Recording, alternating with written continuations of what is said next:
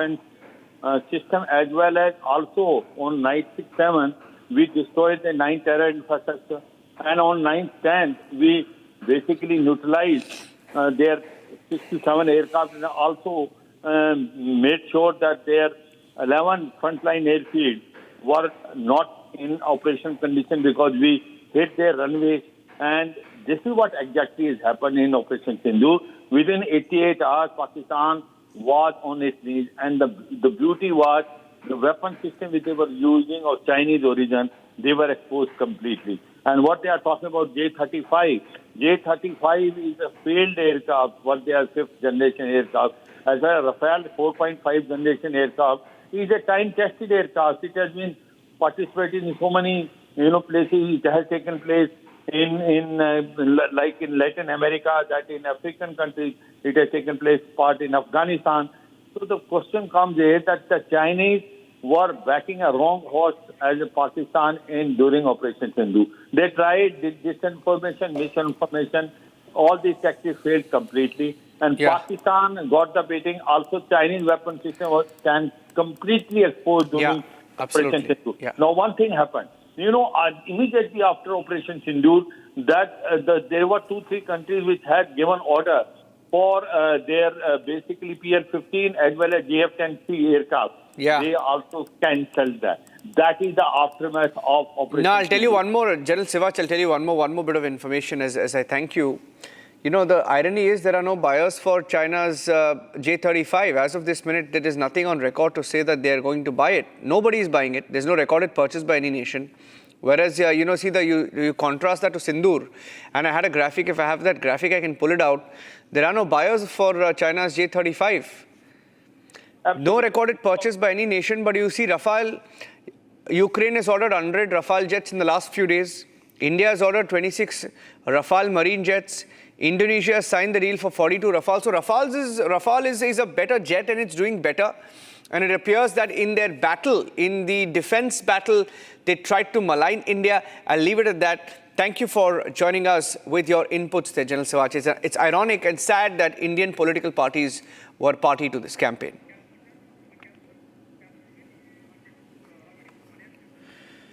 INS Sahyadri participated in the sea phase of exercise Malabar 2025 from the 13th to the 17th of November.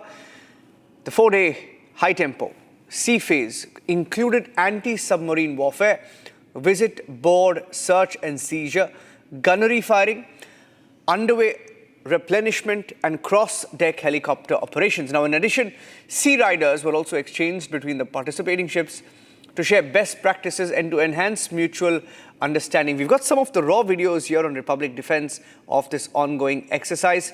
The defense videos are on your screen.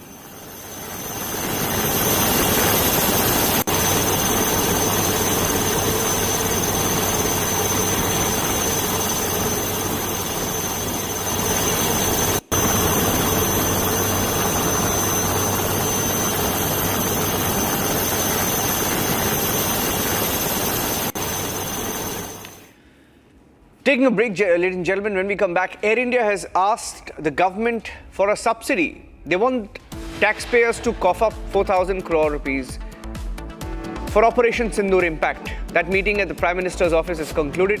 The meeting was at the PMO. Full details coming up. Ajit Pawar's son, Parth Pawar, not named in the land scam. Scam proven, deal cancelled, but the alleged scamsters nowhere in the picture, getting political cover perhaps.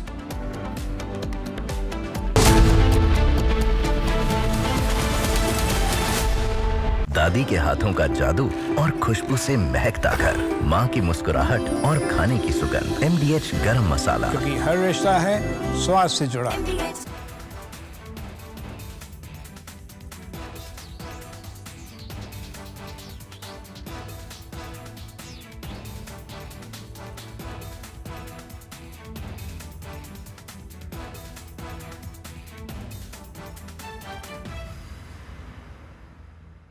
थोड़े में ज्यादा स्वाद, यही तो है इसकी खास बात। वाओ मम्मा, क्या स्वाद है? अरे मेरे राजा, China and Japan are clashing verbally over Taiwan. Tensions between China and Japan have risen over Taiwan's security.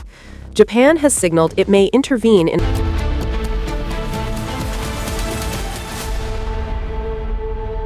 NDH की हल्दी मिर्ची धनिया करे कमाल, ये रंग दे, ये खुशबू दे, ये तीखा, ये कम पड़े, क्या निराला NDH मसाला।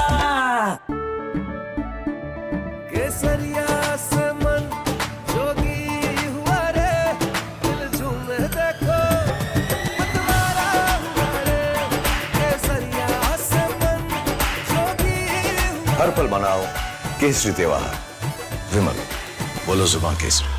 आर प्योर सूजी पास्ता उबालो मिलाओ और खाओ, 8 मिनट में तैयार। क्या टेस्ट है सबका राजा आर प्योर मसाला।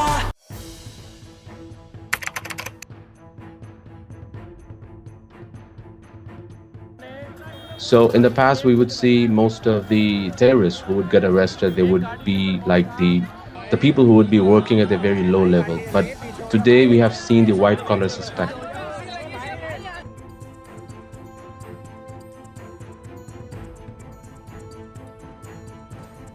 कश्मीर घाटी में डॉक्टर्स एक बहुत अल्टीमेट ड्रीम होता है वहां के लड़के लड़कियों का। उस बनने के बावजूद अगर आप रेडिकलाइज होकर अपने ही देशवासियों को मारने के लिए और अपने देश को तोड़ने के लिए तैयार हो सकते हैं, तो आप अंदाजा लगाइए किस तरह की रेडिकलाइजेशन हो रही है और इस फ्रंट पे हम क्या काम कर रहे हैं।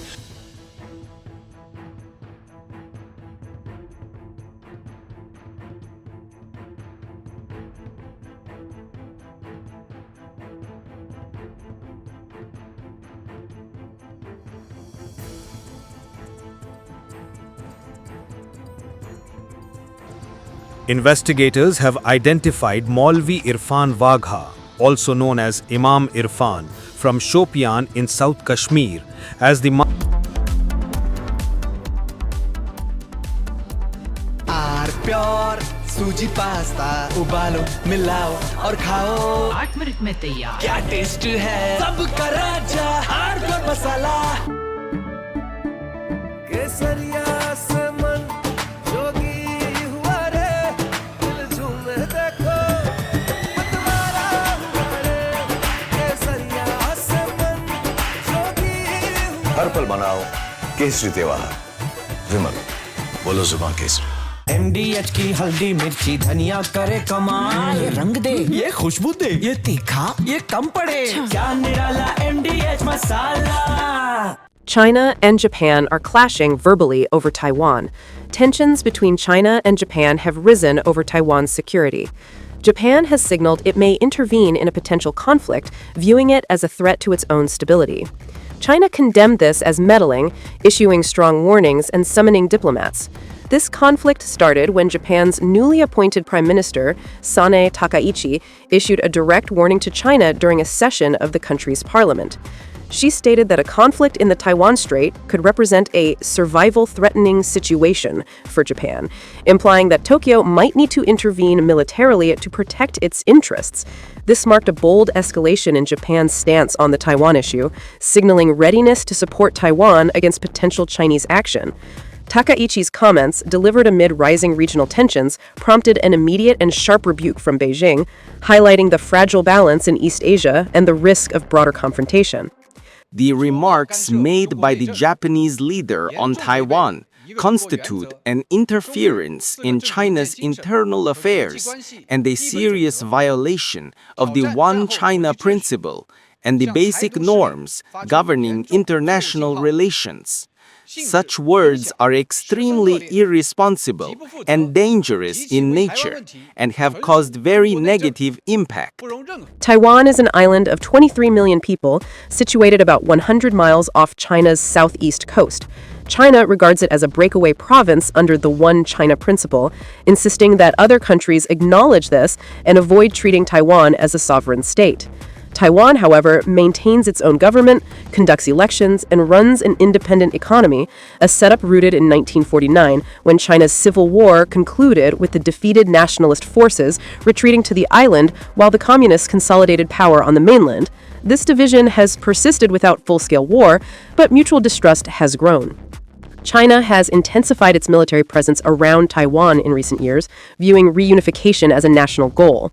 For instance, in October this year, H-6K bombers from the People's Liberation Army Air Force conducted flights over the island, while June exercises involved over 70 aircraft, including J-16 fighters and unmanned drones, crossing the median line of the Taiwan Strait.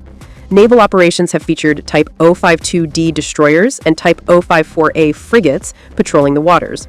Beijing frames these as defensive drills to deter independence moves. Japan claims to be a peace-loving nation, yet the Takaichi administration has made vague and ambiguous remarks.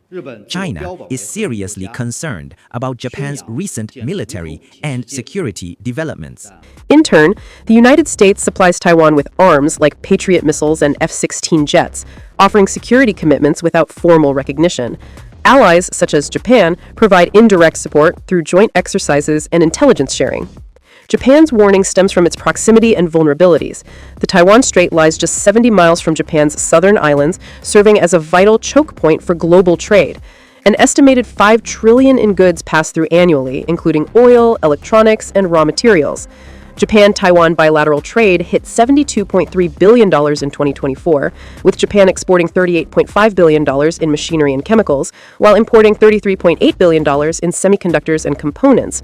Any blockage could cripple Japan's economy, which relies on Taiwan for over 60% of its advanced chip supply. Additionally, Japan hosts about 54,000 U.S. troops across bases in Okinawa and elsewhere, positions that could draw fire in a crisis. Japan's post-World War II constitution restricts its self-defense forces to defensive roles, but 2015 legal reforms allow collective self-defense aid to allies under severe threats.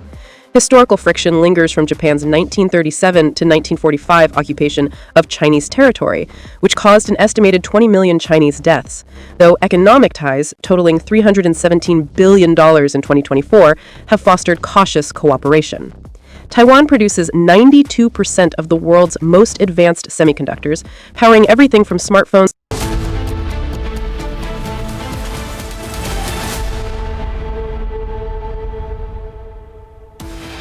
On the run since 2022, wanted gangster Anmol Bishnoi is dragged back on Indian soil, hearing at the Patiala House Court. US report exposes China's disinformation campaign after Operation Sindoor.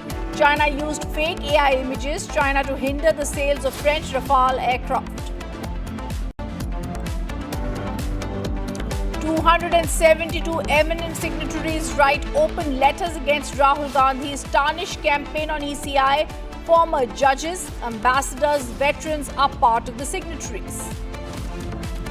Air India demands 4,000 crore rupee subsidy from the government for Operation Sindoor impact. Meeting at PMO concludes.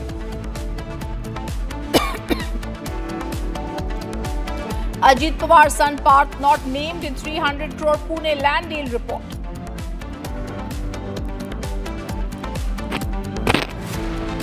And Prime Minister Modi to hold talks with EPS in Coimbatore today. Crucial talks on 2026 Tamil Nadu polls also on the cards.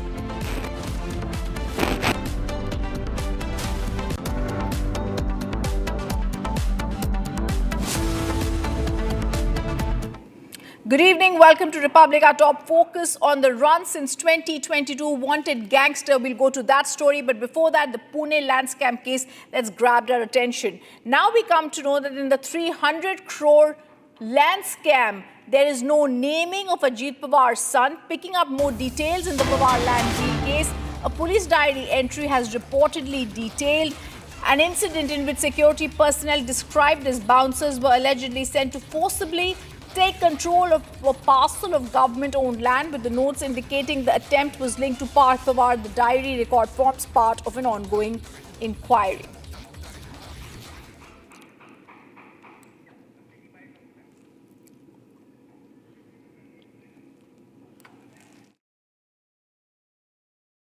देखिए, उस प्रकरण में एक committee गठित की थी. उस committee के अंतर्गत यहाँ पर पूरी जांच हो गई है. जांच के जो कमेटी थी उनका अगर आप रिकॉर्ड देखोगे तो वो लोग आज तक ब्यूरोक्रेसी में निष्कलंक लोग, निष्पक्ष लोग हैं, जिन्होंने आज तक जहाँ भी जॉब किया है किसी पार्टी के लिए नहीं तो जनता के लिए, जो ब्यूरोक्रेसी के नियमों के अधीन रहकर वहाँ पर उन्होंने काम किया है। अभी ये जो मतलब जो लोग आरोप कर रहे हैं वो खाली राजनीति के फायदे के लिए, अभी यहाँ पर लोकल बॉडी का इलेक्शन चल रहा है उसके लिए ये आरोप कर रहे हैं। मुझे लगता है इनके आरोप जानबूझकर अजीत दादा को डैमेज करने के लिए आरोप है। अजीत दादा ने खुद कमेटी बिठाई थी, कमेटी में कोई भी निष्पक्ष की तरीके से जांच होगी ऐसा दादा ने खुद बोला था। लेकिन जिस तरह से एफआईआर में नाम नहीं है, एफआईआर में नाम नहीं है, अभी कमेटी की जो रिपोर्ट आई उसमें भी नाम नहीं है, तो लोग सवाल खड़े कर रहे हैं कि आखिर अजीत पवार, क्योंकि डिप्टी सीएम है। देखिए, जो लोग आरोप लगा रहे हैं उन्होंने अगर ये डॉक्यूमेंट्स पढ़े होते, कायदा कानून समझ में आता, तो ये लोग इस तरीके से बात नहीं करते। क्योंकि पावर ऑफ अटर्नी उस कंपनी की दूसरे बंदे को दिया, उसने पूरा व्यवहार किया। जिसके पास पावर ऑफ अटर्नी होती है उसके ऊपर जो भी कंपनी का नुकसान हो, फायदा हो, वो देखता है। अगर वो कर रहे उसको उसके ऊपर ये हुआ है तो जो मेन पर्सन है उसके ऊपर कभी, मतलब कायदे के अंतर्गत वो कभी उसके ऊपर कार्रवाई नहीं होती। वो लोग जानबूझकर खाली पवार सरनेम देखकर उनको कंट्रोवर्सी क्रिएट करना है। Despite of his company, Media Enterprise purchased that land and he owned 99% of share of this company. What is your reaction on it? It is very surprising and shocking that the Inspector General of Police of Maharashtra formed 3 members committee to look into the involvement of this 300 crores rupees scam. When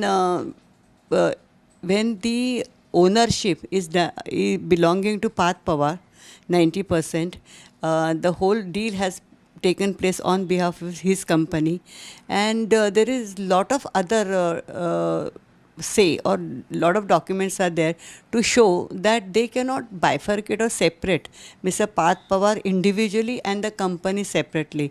So this is nothing but I think that it is just an eyewash. There is no seriousness. And people also knew that Path Pawar will be spared in this kind of inquiry. They will just hold it for the namesake, and they will see that they will indemnify Mr. Path Pawar's involvement because they are the part of this present government. So the present government doesn't want that the Ajit Pawar's government, which is supporting him, they should come in any problem. Republic TV earlier confronted Ajit Pawar on his son's involvement. Here's what he had to say. Ajit Pawar sir, ये MAD enterprise का जो LLP है वो सरकारी ज़मीन कैसे, वो political influence को काम पे लगाया गया क्या, मिसयूज़ किया गया? सर, आपके बेटे का नाम आ रहा है, आपका बेटा इस एमएडी एंटरप्राइज से जुड़े हुए। मी त्यामध्ये सोमवारी मी मुंबईला बोललो, मी पुण्याला बोललो, मी बारामतीला बोललो. आता ह्याबद्दलची चौकशी चालू आहे. चौकशी झाल्यावर आम्ही उत्तर देऊ. ये पॉलिटिकल इन्फ्लुएंस का चौकशी चालू आहे. चौकशी झाल्यानंतर बोलीन. सारखा तो विषय मला बोलायचं कारण नाही. मी आपल्या राज्याच्या राजधानीत बोललोय. माझ्या पुण्यामध्ये पालकमंत्री आहे म्हणून तिथं बोललोय. पॉलिटिकल इन्फ्लुएंस काम पे नहीं आना क्या, मिसयूज नहीं किया गया पॉलिटिकल? यामध्ये आप उपमुख्यमंत्री है, आपके बेटे के ऊपर है. Viewers, authorities are also probing videos that are linked to terrorist Umar Nabi after 4 clips were reportedly extracted from a mobile phone said to belong to him, which had since been handed over to the NIA. According to investigative details, Umar allegedly gave the phone to his brother during a visit to Srinagar and later instructed him to dispose of it in a drain near their home. Umar's brother was subsequently arrested on the night of the Delhi blast, with investigators claiming that the phone was dumped following Umar's instructions as part of efforts to conceal evidence. Let me also now go across to Shamvi, who's joining us live from the Al Falaha University. Shamvi, you've been camping there for the last few days. What are the details that you're picking up? We've seen the ED has raided Al Falaha University. We've also seen the Delhi police has filed FIRs. What details are you picking up?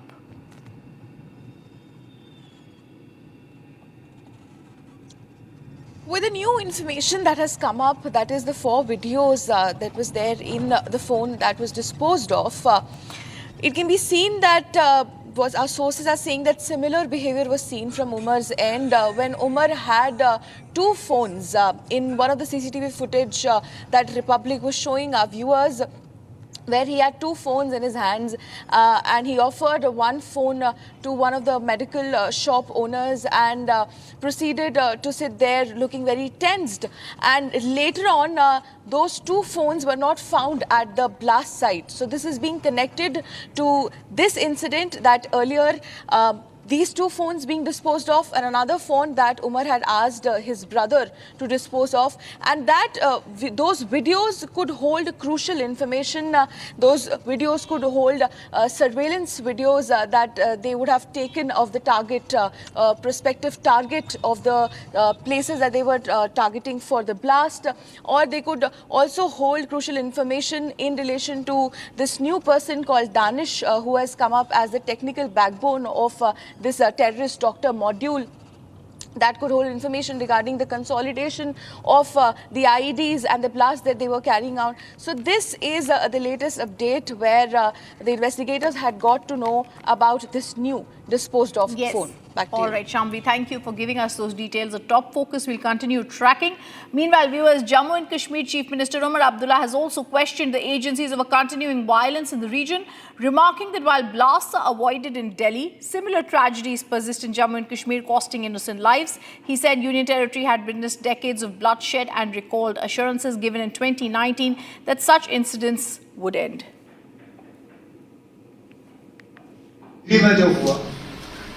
चंद लोग उसके लिए जिम्मेदार हैं, लेकिन एक ऐसा तासुर पैदा करने की कोशिश की गई कि इसमें हम सब जो हैं कसूरवार हैं, हम सब इसमें मिले हुए हैं। आज तो ना दिल्ली में जम्मू कश्मीर के रजिस्ट्रेशन वाली गाड़ी चलाना भी एक जुर्म के तौर पर समझा जाता है। मैं खुद अपनी गाड़ी, जब मेरे पास अपने ज्यादा सिक्योरिटी वाले नहीं होते, मैं खुद सोचता ना मैं गाड़ी निकालूं या ना निकालूं, पता नहीं कौन साइड करके रोकेगा, पूछेगा ना आप हो कहां से, क्या कर रहे हो, यहाँ पे क्यों आए हो। Let's take a look at what's making headlines across the nation. Bharat 1 Minute, brought to you by Canara Bank. Together we can. A high-level panel probing a 300 crore rupee Pune land deal linked to a firm associated with Ajit Pawar's son Parth has found 3 accused guilty of wrongdoing.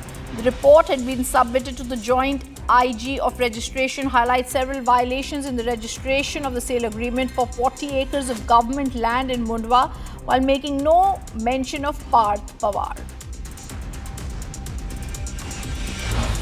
The NIA on 19th November arrested Anmol Bishnoi, brother and aide of gangster Lawrence Bishnoi, after his deportation from the US, wanted for crimes including the killings of Baba Siddiqui, Sidhu Moziwala and firing at Salman Khan's home. Anmol had been absconding since 2022.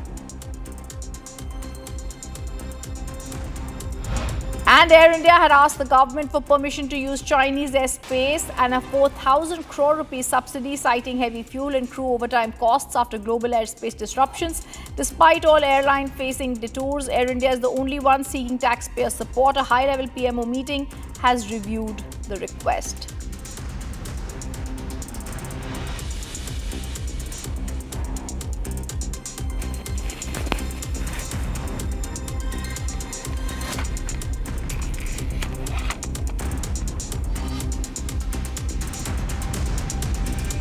Men in green turned men in blue today as courage met pure sporting passion. During exercise Mitra Shakti, 11 Indian and Sri Lankan contingents stepped off the exercise area and onto the cricket field, transforming the ground into a vibrant arena of camaraderie and brotherhood. What followed was a high-energy friendly match where teamwork replaced tactics and cheers abound. In those moments, uniforms don't define them, the spirit of friendship did.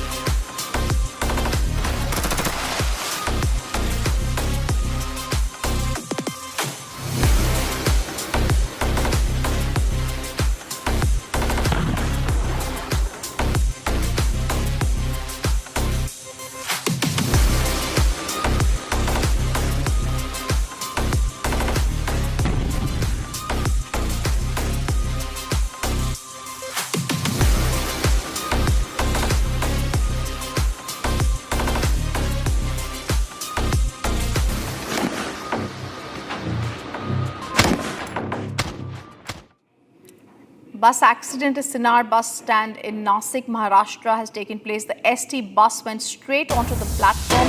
People were waiting. The breaking news coming in for the bus. The bus crushed them. The accident occurred due to brake failure. One child has also died in this accident and 4 people have been injured. This is the tragic accident that has happened in Nasik, and this is the news that has just come in, where the ST bus accident has happened at Sinar bus stand in Nasik in Maharashtra. The ST bus had gone into the platform. People were waiting for the bus, and the bus went into the platform, crushing them. The accident occurred, it's being now said, due to brake failure. There was one child who died in the accident, and there were also 4 people who were injured.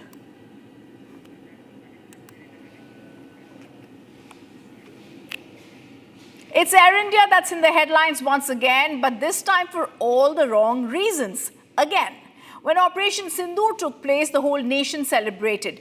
But it seems Air India was more focused on recuperating their losses, and that's exactly why they claim that they deserve a 4,000 crore rupee subsidy from the Indian government, a claim which comes with a lot of controversy.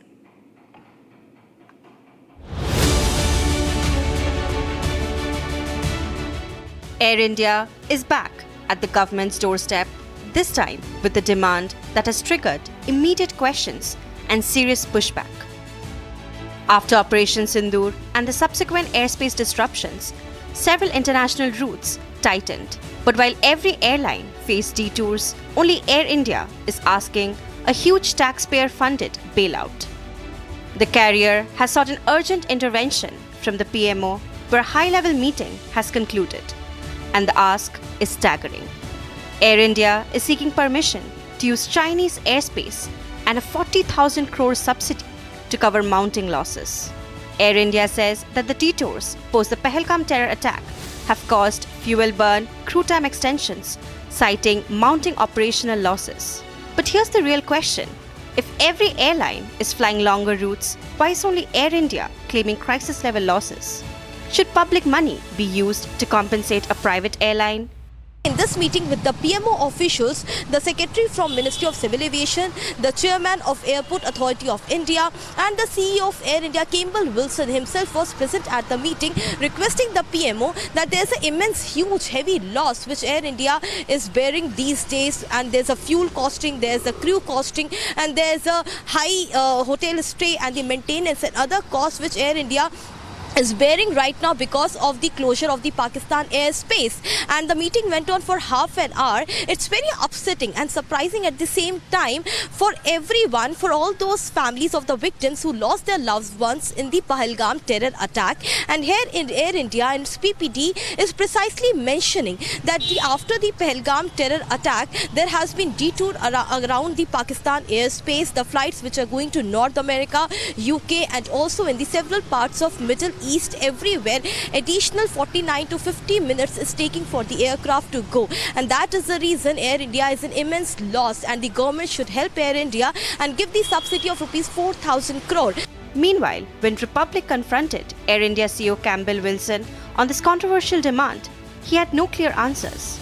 Mr. Wilson, Air India is seeking temporary subsidy from government over... Good morning, Harsha. How are you?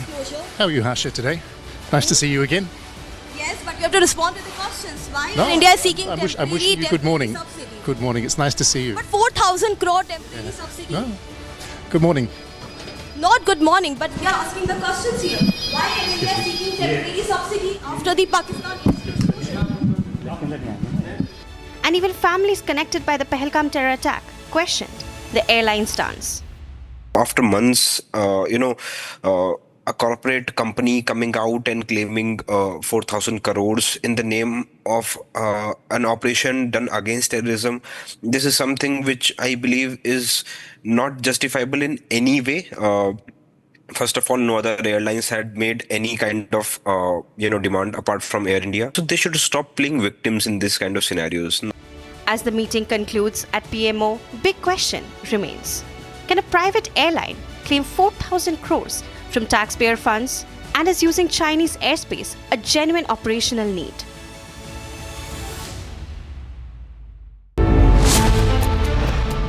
Scam proven, deal scrapped, Pawar protected. Ajit Pawar's son spared in the land scam. Officials have been sacrificed. Owner of the company, Parth Pawar, spared. Debating tonight at 8 p.m.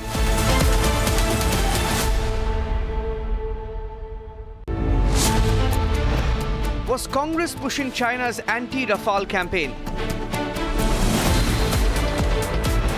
American report exposes the campaign against Rafale. Did Congress push the Chinese line on Rafale jets? Debating tonight at 9 p.m.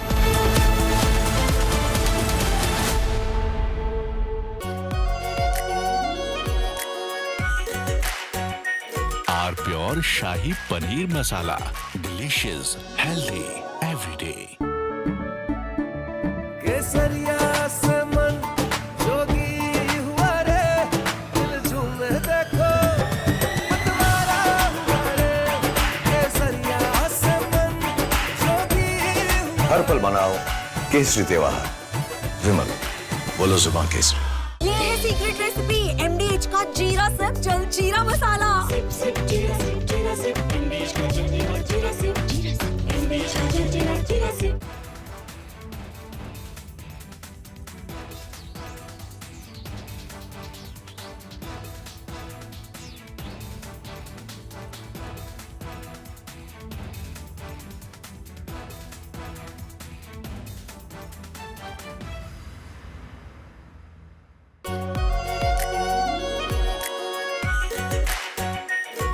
Pure Shahi Paneer Masala.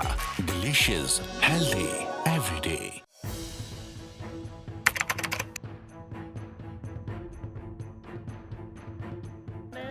So in the past, we would see most of the terrorists who would get arrested, they would be like the people who would be working at a very low level. But today we have seen the white-collar suspect.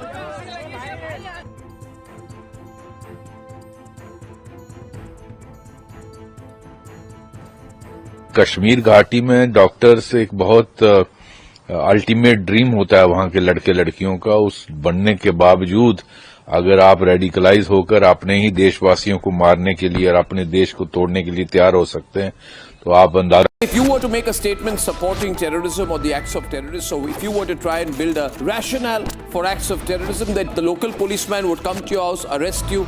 If you were to put such a comment on social media, rightly so, you would be facing charges, you would be in jail.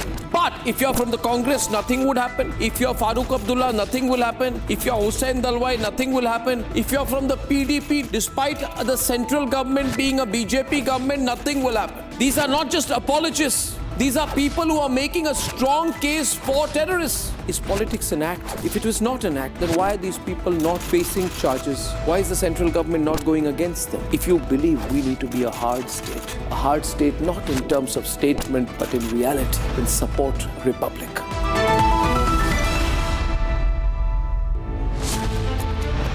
Air India wants Sindoor subsidy. A controversial demand by Air India.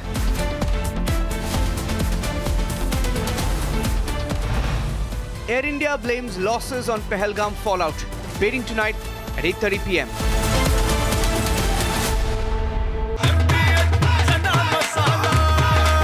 अब छोलिया हो या लोबिया, सफेद चने या काले चने, सब कुछ मजेदार बने।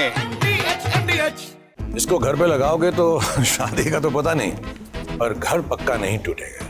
रुंगटा नहीं तो घर स्ट्रॉन्ग नहीं। रुंगटा स्टील TMT बार एकदम सॉलिड। पहाड़ों में एक हाइकिंग स्टिक भी बन सकती है। आर प्योर सूजी पास्ता उबालो मिलाओ और खाओ 8 मिनट में तैयार। क्या टेस्ट है सबका राजा hardcore masala.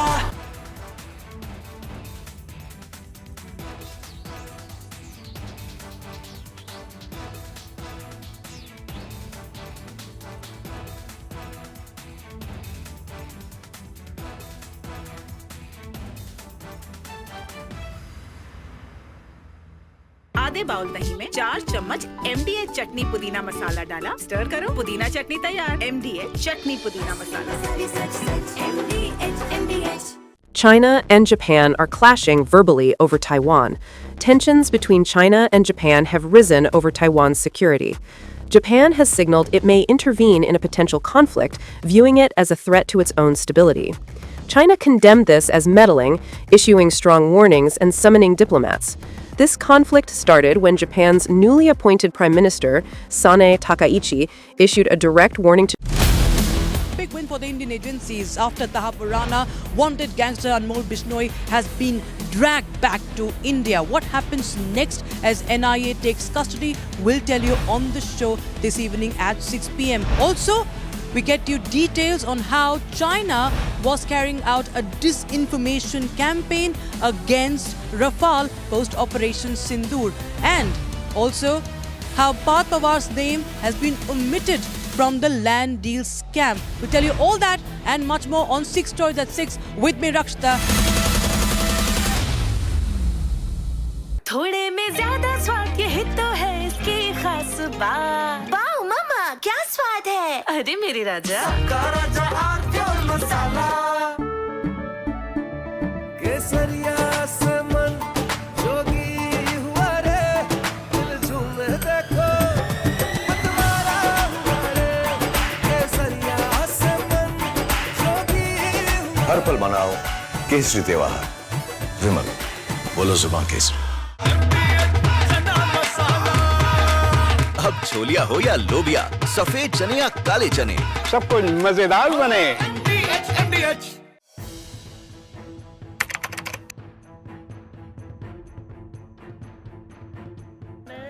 So in the past, we would see most of the terrorists who would get arrested, they would be like the people who would be working at a very low level. But today we have seen the white-collar suspect.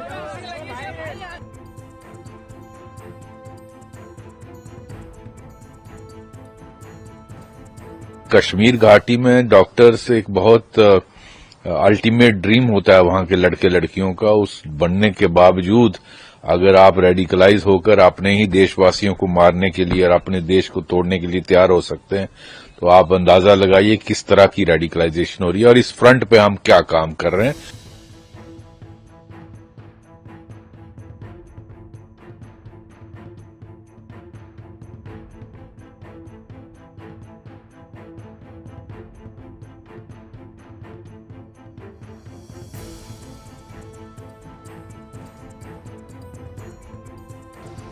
Investigators have identified Maulvi Irfan Wagha, also known as Imam Irfan, from Shopian in South Kashmir as Scam proven, deal scrapped, Pawar protected. Ajit Pawar's son spared in the land scam. Officials have been sacrificed. Owner of the company, Parth Pawar, spared. Debating tonight at 8 p.m.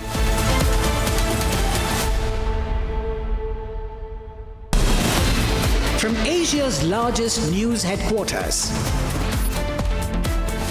setting the agenda for Bharat.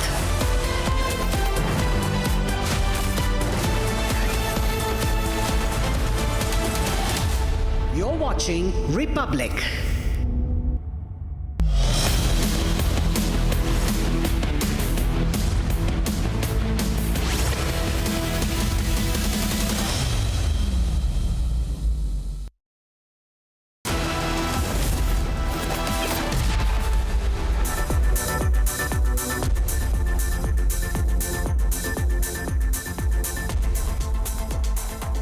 Very good evening, viewers. You're watching the latest edition of 6 Stories at 6, and I am Rakshita Mishra with you, viewers. The big story is the extradition of the dreaded gangster, most wanted gangster, Anmol Bishnoi. He has been dragged back to Indian soil, and the message being sent out is no criminal who indulges in any anti-India activity or any heinous crime will be spared, no matter in which corner of the world he is. Second story on 6 Stories at 6 is The Pahalgam subsidy, viewers. Air India today knocked the doors of the PMO seeking the subsidy for what losses they incurred during Pahalgam. They're also looking for a China route, looking for permission to use the Chinese airspace. We'll tell you more on that. Story number 3 is the anti-Rafale campaign that has been initiated for a long time by China, that has been now highlighted in a US report. Now the question arises, did Rahul Gandhi and the Congress party parrot China's line? Was there an understanding? We'll tell you more about that. Also, and story number 4, viewers, is the updates in the 10/11 conspiracy. More evidence have been gathered. The Al Falah University chairperson, the founder, is under arrest now, and there are voices for sympathies for those terrorists continue to echo in the valley. And finally, we'll also tell you about the land scam case of Pune land scam case. Ajit Pawar's son's name is missing from the report. And story number 6 is the showdown at the White House as Trump jumps in to defend Mohammed bin Salman, the crown prince, on the Jamal Khashoggi case. He goes on to even threaten a reporter for that.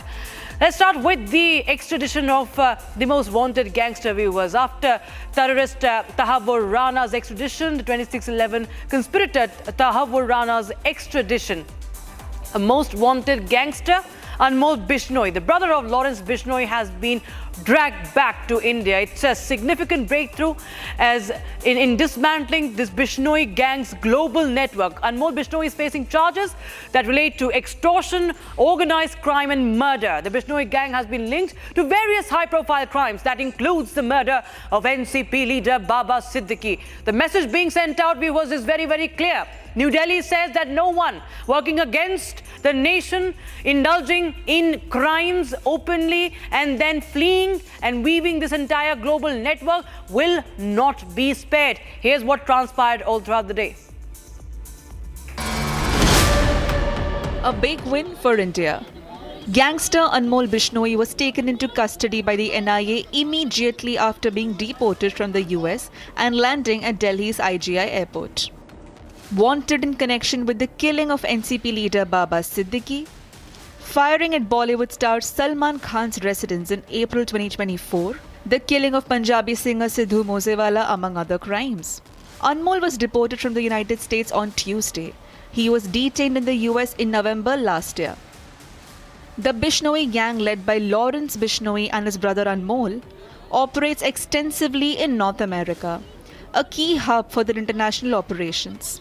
Anmol, the gang's overseas central strategist, plans extortions, killings and money laundering activities from the US. The gang has been using encrypted communication channels to coordinate their activities, routing hawala money to countries like Canada and Thailand. A key figure in the Bishnoi gang's global operations, Anmol, was the former associate of Canada-based gangster Goldie Brower. The Bishnoi gang operated across 4 states in India, including Punjab, Haryana, Rajasthan and Delhi. The arrest of Anmol Bishnoi, the younger brother of jailed gangster Lawrence Bishnoi, marks a significant breakthrough in the fight against organized crime. The deportation is seen as a major diplomatic and investigative success, with Indian agencies working closely with US authorities to bring Anmol to justice. And in the latest, Anmol has been produced in the NIA court. That's the latest update. Meanwhile, shifting focus to other big stories. Air India is once again in the headlines for the wrong reasons.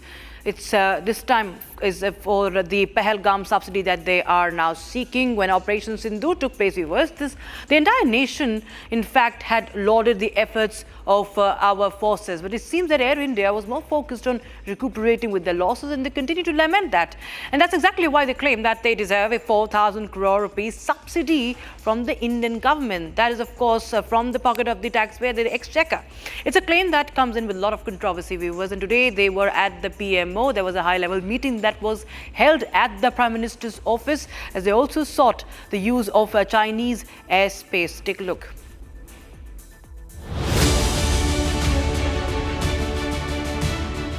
Air India is back at the government's doorstep, this time with a demand that has triggered immediate questions and serious pushback. After Operation Sindoor and the subsequent airspace disruptions, several international routes tightened. But while every airline faced detours, only Air India is asking a huge taxpayer-funded bailout. The carrier has sought an urgent intervention from the PMO, where a high-level meeting has concluded, and the ask is staggering. Air India is seeking permission to use Chinese airspace and a 40,000 crore subsidy to cover mounting losses. Air India says that the detours post the Pahalgam terror attack have caused fuel burn, crew time extensions, citing mounting operational losses. But here's the real question. If every airline is flying longer routes, why is only Air India claiming crisis-level losses? Should public money be used to compensate a private airline? In this meeting with the PMO officials, the Secretary from Ministry of Civil Aviation, the Chairman of Airport Authority of India and the CEO of Air India, Campbell Wilson himself was present at the meeting, requesting the PMO that there's an immense, huge, heavy loss which Air India is bearing these days, and there's a fuel costing, there's a crew costing, and there's a high hotel stay and the maintenance and other costs which Air India is bearing right now because of the closure of the Pakistan airspace. And the meeting went on for half an hour. It's very upsetting and surprising at the same time for everyone, for all those families of the victims who lost their loved ones in the Pahalgam terror attack. And here in Air India and its PPD is precisely mentioning that after the Pahalgam terror attack, there has been detour around the Pakistan airspace, the flights which are going to North America, UK and also in the several parts of Middle East, everywhere additional 49 to 50 minutes is taking for the aircraft to go, and that is the reason Air India is an immense loss, and the government should help Air India and give the subsidy of rupees 4,000 crore. Meanwhile, when Republic confronted Air India CEO Campbell Wilson on this controversial demand, he had no clear answers. Mr. Wilson, Air India is seeking temporary subsidy from government over... Good morning, Harsha. How are you? How are you, Harsha, today? Nice to see you again. You have to respond to the questions. Why No, India is seeking I'm temporary wishing you good morning. subsidy? Good morning. It's nice to see you. But 4,000 crore temporary subsidy. No. Good morning. Not good morning, but we are asking the questions here. Why is India seeking temporary subsidy after the Pakistan airspace? And even families connected by the Pahalgam terror attack questioned the airline stance. After months, a corporate company coming out and claiming 4,000 crores in the name of an operation done against terrorism. This is something which I believe is not justifiable in any way. First of all, no other airlines had made any kind of demand apart from Air India. So they should stop playing victims in this kind of scenarios. As the meeting concludes at PMO, big question remains. Can a private airline claim 4,000 crores from taxpayer funds and is using Chinese airspace a genuine operational need? This review report has uncovered a China-led disinformation campaign that was launched after Operation Sindoor, after the terror attack in Pahalgam and Operation Sindoor. And the report said that China used fake social media accounts and AI-generated images of supposed Rafale debris to push the claim that the jets were destroyed, all to promote its own J-35 fighters, who really does not have any takers. In fact, we was back in July also, the French officials and French Defense Ministry officials had also said that there was a campaign that was being run by the Chinese against the Rafale fighters, using their officials in the embassies, using their envoys as well. And now this report has also reiterated the same facts. Here's more how Congress seemingly also parroted the same tone what China has been singing. The question arises, was this a Congress-backed campaign? It started with a tragedy and escalated into a high-stakes showdown. In April, a deadly terror attack took place in Kashmir's Pahalgam. अरे नहीं हम लोग अरे madam ये pressure साथ आया है आपको किसी चीज का डर India's response was swift and surgical, as was seen during Operation Sindoor. ये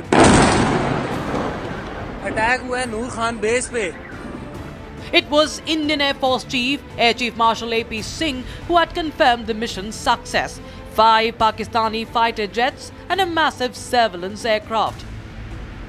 3 of their hangars in 3 different stations have been damaged, and in that hangar as well as on tarmac, we have signs of one C-130 class of aircraft, one AEWC class of aircraft, and at least 4 to 5 fighter aircraft, most likely F-16, because that base happened to be F-16, which would have been under maintenance that time. Along with that, one SAM system which has been destroyed. And so these are the strikes that, the destruction that has taken place on ground by our strikes. And now, a report by an American agency has uncovered a massive disinformation campaign against Rafale. The US-China Economic and Security Review Commission's annual report lays it bare. China exploited the India-Pakistan flare-up with grey zone tactics. Fake social media accounts flooded with AI-generated images of Rafale debris painted a false picture. The goal was to smear the Rafale's reputation on the world stage and hype China's own J-35 stealth fighter as the superior choice. The campaign is being seen as opportunistic warfare, timed right after Operation Sindoor, aimed to undermine India's momentum and peddle Beijing's defense exports.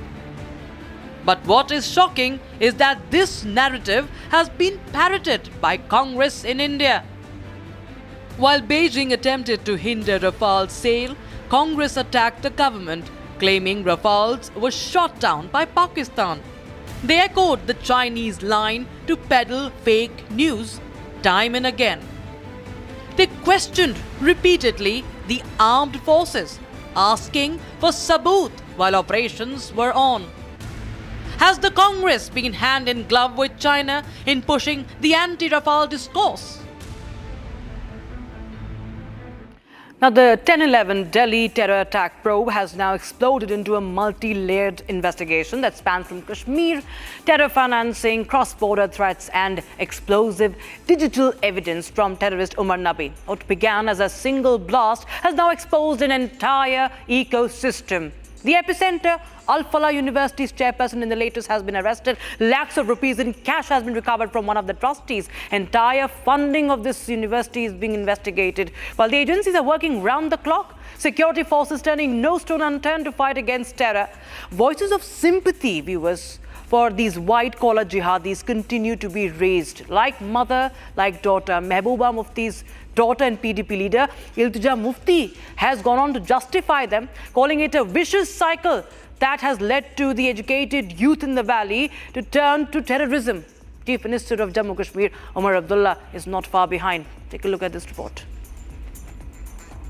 The Delhi blast investigators have pulled out 4 explosive videos from terrorist Umar Nabi's phone. These videos, recovered after advanced digital extraction, have now been handed over to the NIA.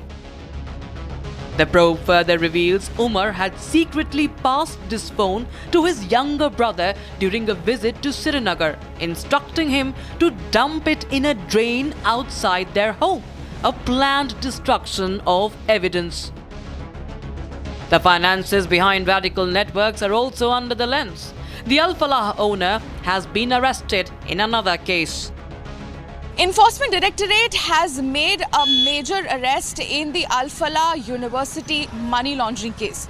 The ED has taken into custody Javed Ahmad Siddiqui, the chairperson of Al-Falah Group and the man who effectively controls the Al-Falah Trust. According to ED, the man was taken into custody when the investigators found links that large amount of fund was being diverted from the trust to family-owned companies, including contracts of construction and catering to companies which were linked to his wife and children. Trust founder Javed Siddiqui was picked up last night, hours after agencies seized around 35 lakh rupees in cash from a trustee. The ED has seized a cash of over 48 lakhs digital devices, documents and details related to the shell companies. In a major development, the Delhi court has remanded Javed Siddiqui to a 13-day ED custody, finding that there are reasonable grounds to believe that he did commit the offence of money laundering. The ED is now on the track of tracing the full money trail and finding out the extent of the proceeds of crime. As new details emerge and more arrests are made, Omar Abdullah, the chief minister, is doing exactly what he should not have: play the victim card, saying all Kashmiris are being targeted. Delhi में जो हुआ, चंद लोग उसके लिए जिम्मेदार हैं, लेकिन एक ऐसा तासुर पैदा करने की कोशिश की गई कि इसमें हम सब जो है कसूरवार हैं, हम सब इसमें मिले हुए हैं। आज तो ना दिल्ली में जम्मू कश्मीर के रजिस्ट्रेशन वाली गाड़ी चलाना भी एक जुर्म के तौर पर समझा जाता है। Meanwhile, Iltija Mufti of the PDP too has attempted to justify the terrorists, calling for introspection as to why educated individuals have turned to terror. Opposition politicians seem intent on targeting India, and in the process, they're giving Pakistan a clean chit. Now, committee probing the controversial 300 crore rupee land deal in Pune submitted its report, and it does not name Parth Pawar, who is the son of Maharashtra Deputy Chief Minister Ajit Pawar, the NCP leader, NCP chief. The panel, however, has indicted 3 people already named in this police FIR. But the question arises, who is shielding Parth Pawar? Here's the full story. A 3-member committee, headed by Joint IGR Rajendra Muthe, has submitted its report in the 300 crore Mundhwa land deal case. The land, 43 acres, in Pune's upscale Mundhwa area, is government-owned and could not legally be sold. Yet, it was sold to Amedia Enterprises LLP, a firm in which Parth Pawar is a partner. The interim report spoke of irregularities in a plot valued at over 1,800 crores, sold for just 300 crores to Amedia Enterprises LLP. The state later scrapped the deal, calling the violations serious and deliberate. But investigators say Parth's name does not appear on any document linked to the sale.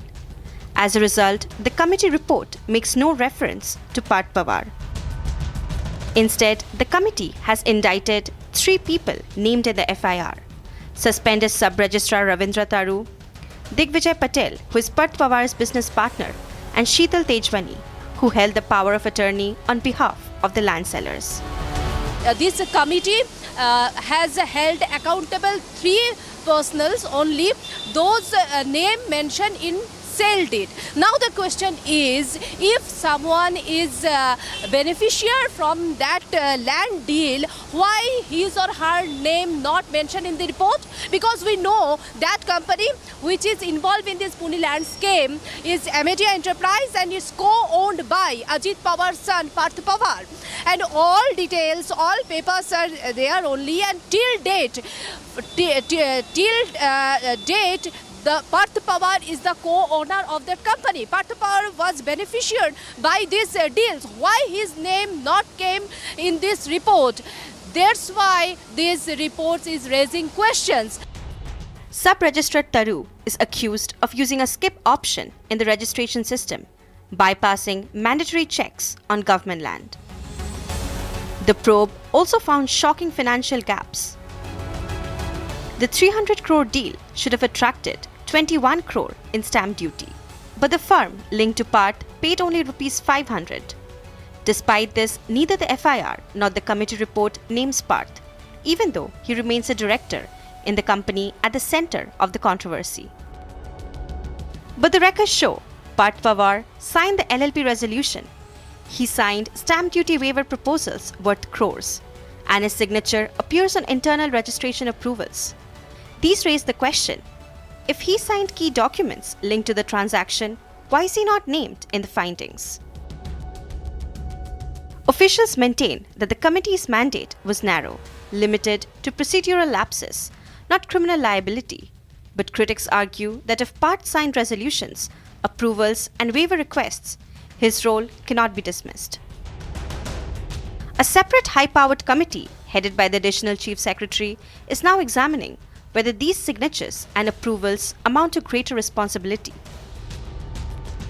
Meanwhile, Media Enterprises has been issued a notice to pay Rs 42 crores in stamp duty after the deal was cancelled. The company has 7 days to respond. And as documents repeatedly show Parth Pawar's signatures on key approvals, the central question remains: if it was his company and his paperwork, how was he not named in the probe report?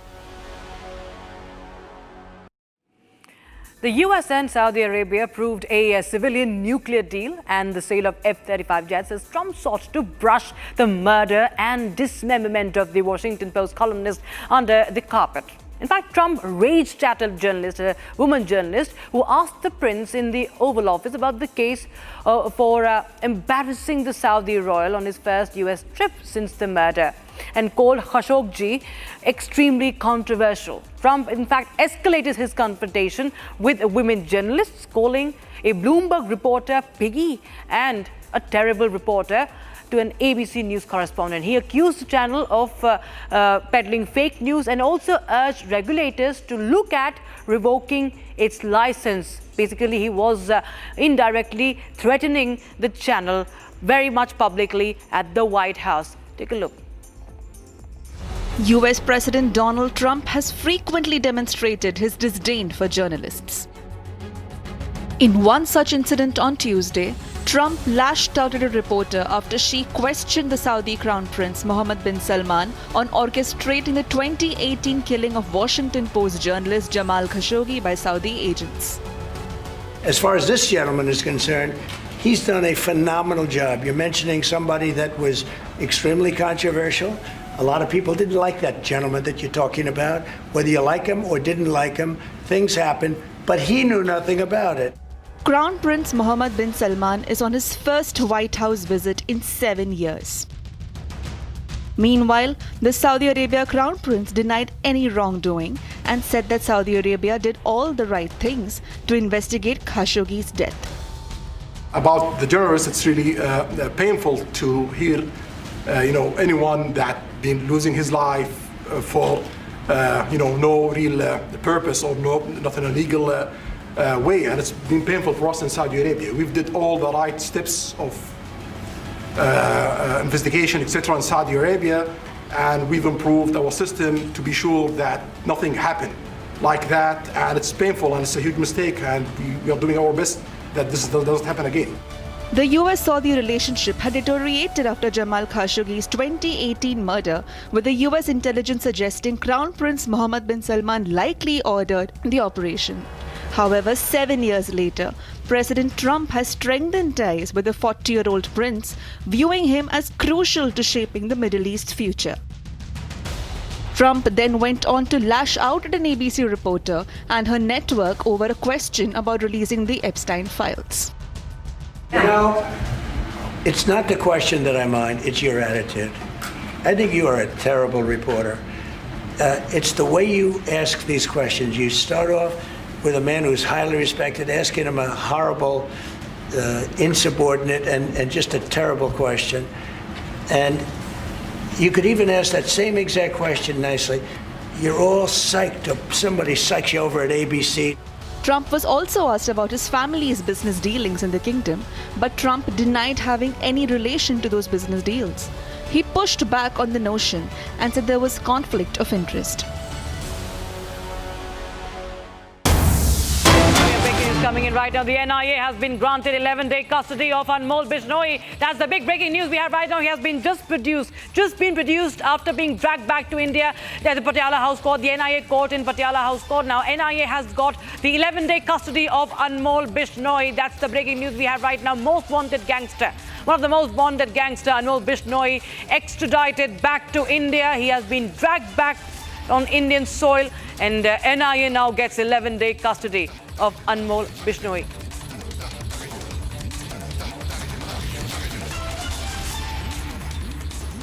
Okay, that's all we could pack in this edition of 6 Story at 6. We'll be right back with breaking updates on that story as we are keeping a very, very close eye on the NIA custody of Anmol Bishnoi. Stay tuned to Republic TV. Don't go anywhere.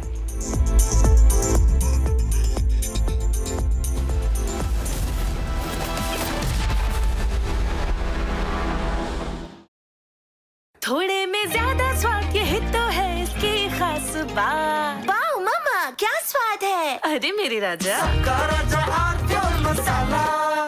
13,000 placements last year. At Amity, we are committed to nurturing passionate, hardworking and proactive professionals.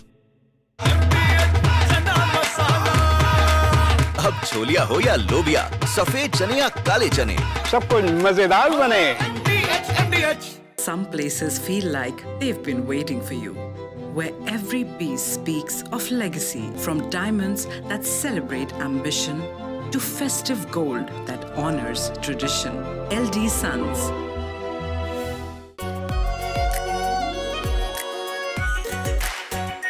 Our pure Shahi Paneer Masala. Delicious, healthy, every day.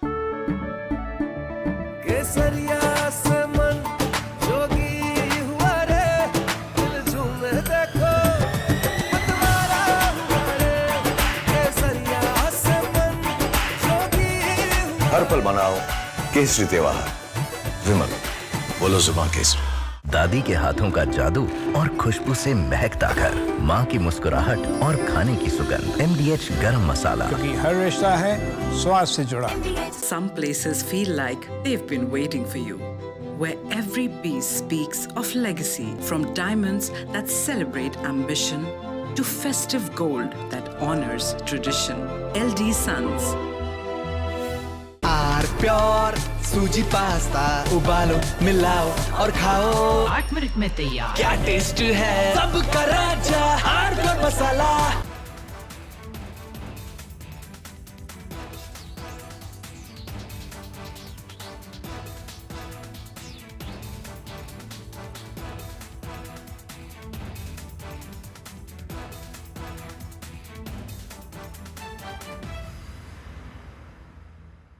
China and Japan are clashing verbally over Taiwan. Tensions between China and Japan have risen over Taiwan's security. Japan has signaled it may intervene in a potential conflict, viewing it as a threat to its own stability. China condemned this as meddling, issuing strong warnings and summoning diplomats. This conflict started when Japan's newly appointed Prime Minister, Sanae Takaichi, issued a direct warning to China during a session of the country's parliament. She stated that a conflict... From Asia's largest news headquarters, setting the agenda for Bharat.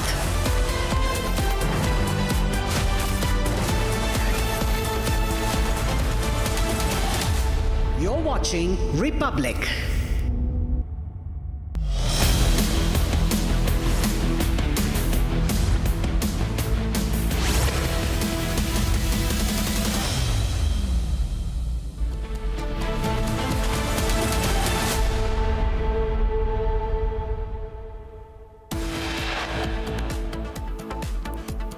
On the run since 2022, wanted gangster Anmol Bishnoi dragged back on Indian soil.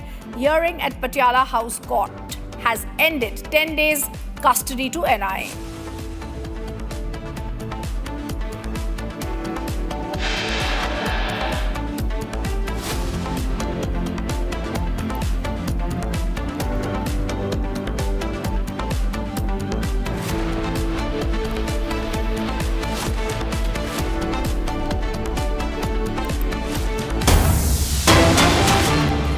All right, the big breaking news that's coming in, and we're going to stay with that top focus now. NIA has granted 11 days custody. The Patiala House Court has granted Anmol Bishnoi's custody to NIA. He has been wanted in several murder cases, and now 11-day custody has been granted of Anmol Bishnoi. Patiala House Court has sent Anmol Bishnoi on 11-day NIA custody. The fugitive gangster who had been missing since 2022 has now been, his custody has now been granted for the next 11 days to the NIA. And this is the big breaking news that we're staying with us right now, viewers. Wanted in Moosewala's case, Baba Siddiqui's killing, Anmol Bishnoi was first deported back to India. This was the big diplomatic win for India, and now the Patiala House Court, after hearing arguments, has now stated the fugitive gangster will be in 11 days of NIA custody. The visuals that are coming in are of the Patiala House Court. This is the jail part of it, this is the gate part of it, where he's usually going to be brought out from. Let me go across to Chandrakala, who's joining us live on the story. Chandrakala, this is the big story as the extradition has taken place of the mastermind of the jail gangster Lawrence Bishnoi, his brother Anmol Bishnoi.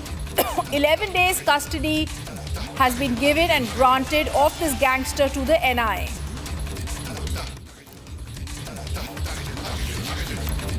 Absolutely, 11 days custody has been granted to NIA as far as the gangster Anmol Bishnoi is concerned. Now, what we are learning is that he has just left. Please, as we could see that the Anmol Bishnoi, the gangster Anmol Bishnoi has just left, is just leaving the Patiala House Court, and he will be heading towards the NIA headquarters. Of course, the NIA team is here.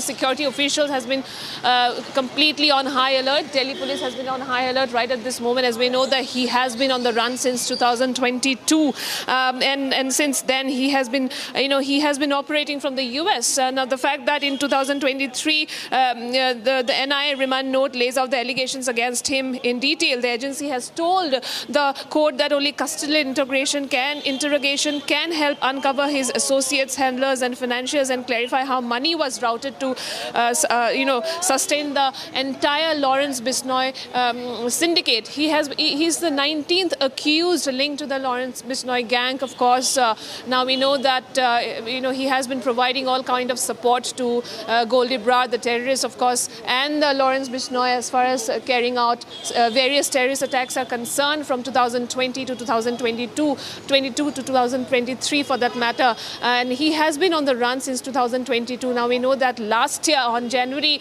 on India's request, as we can see, he's just leaving the Patiala House Court right at this moment. I would like my VJ to keep tracking, keep showing the visuals, which is coming just outside from the Patiala House Court, where the NIA team has brought him here. Of course, now interrogation is underway, and as we know that 11 days remand has been granted to NIA as far as his custody is concerned. Anmol Bishnoi, the younger brother of gangster Lawrence Bishnoi. So here we can see that the entire Delhi police officials, other security officials are on high alert.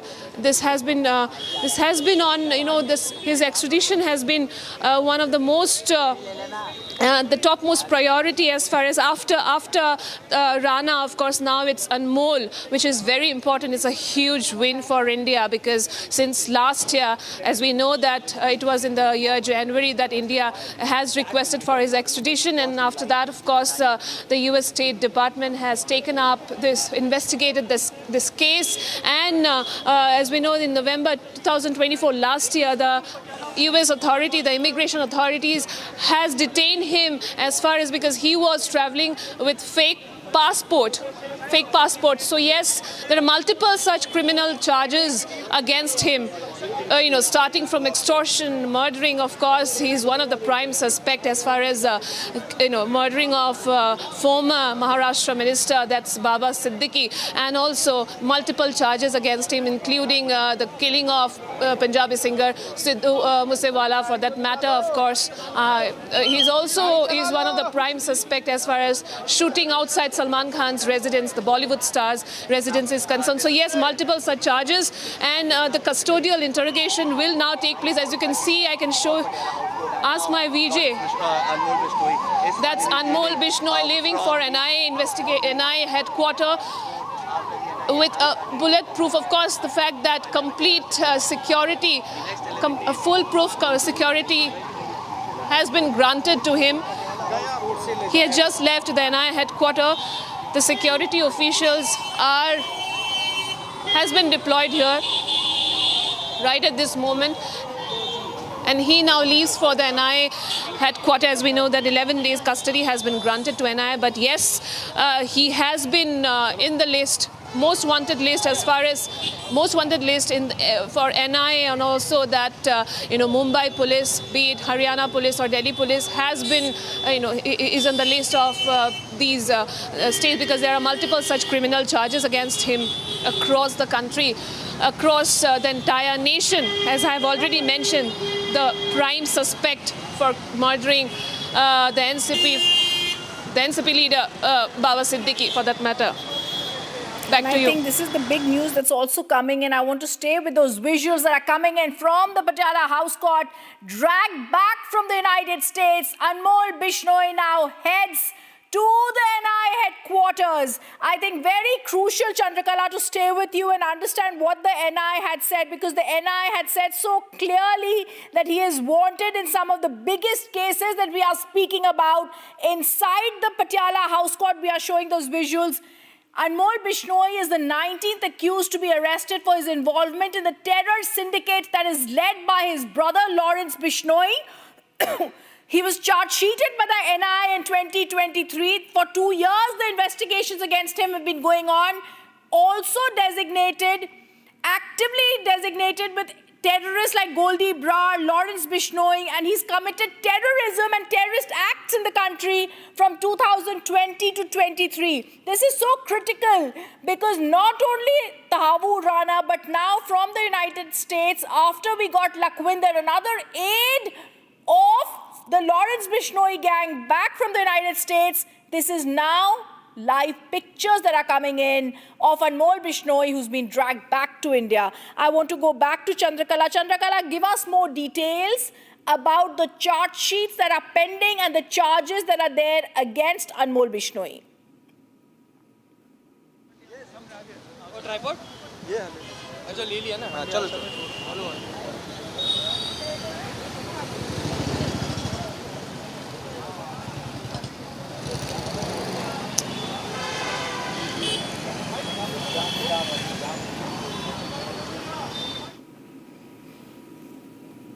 All right, I also want to tell our viewers that he has been brought back, and there are charges of terrorism and terror activities against Gangster Anmol Bishnoi. He was also engaged in extortion in India from foreign soil with the help of other gangsters.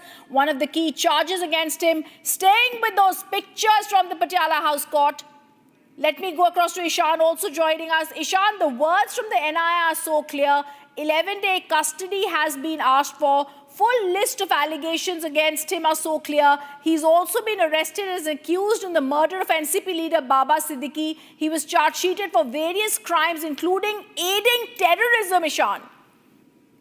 Yeah, that is completely true. The most important factors in this case is the UAPA allegations being laid against the Anmol Bishnoi. Anmol Bishnoi has been charged under UAPA for his violations in Punjab, wherein the attack on the Special Investigative Unit of Punjab by Lawrence Bishnoi gang, wherein they used the rocket launchers to attack on it. This rocket launcher was smuggled in from Pakistan, and the Bishnoi gang has been using extortion and terror as a part of its modus operandi to raise funds, and now the smuggling operations from Canada and human smuggling from India to Canada was being conducted by this gang. Lawrence Bishnoi was the key accused in the October 2025 charge sheet, and is now being brought back to India by the agencies. Back to studio.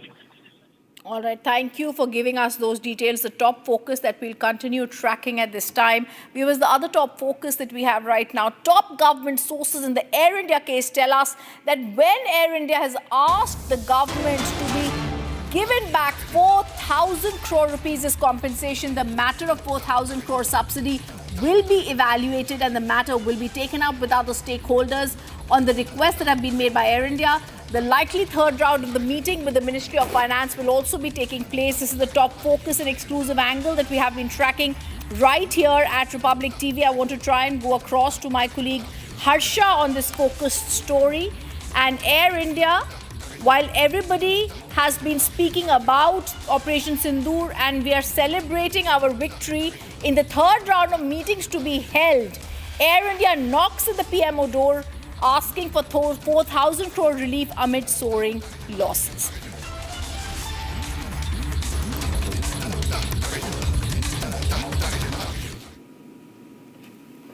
Now, Air India also in the headlines once again. This time, like we said, once again for all the wrong reasons. When Operation Sindoor took place, the whole nation celebrated. But Air India was more focused on recuperating their losses. That's exactly why they're now claiming they deserve a 4,000 crore rupee subsidy from the Indian government, a claim which comes with a lot of controversy.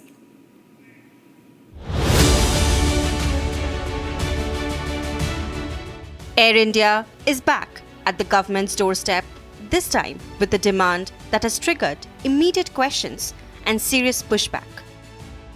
After Operation Sindoor and the subsequent airspace disruptions, several international routes tightened. But while every airline faced detours, only Air India is asking a huge taxpayer-funded bailout.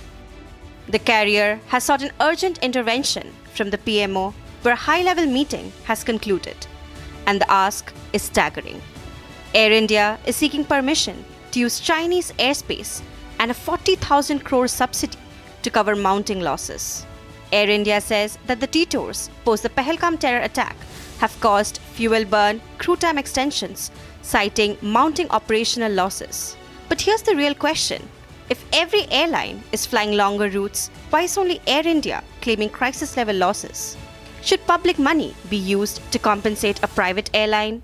In this meeting with the PMO officials, the Secretary from Ministry of Civil Aviation, the Chairman of Airport Authority of India and the CEO of Air India, Campbell Wilson himself was present at the meeting, requesting the PMO that there's an immense, huge, heavy loss which Air India is bearing these days, and there's a fuel costing, there's a crew costing, and there's a high hotel stay and the maintenance and other costs which Air India is bearing right now because of the closure of the Pakistan airspace. And the meeting went on for half an hour. It's very upsetting and surprising at the same time for everyone, for all those families of the victims who lost their loved ones in the Pahalgam terror attack. And here in Air India and its PPD is precisely mentioning that after the Pahalgam terror attack, there has been detour around the Pakistan airspace, the flights which are going to North America, UK and also in the several parts of Middle East, everywhere.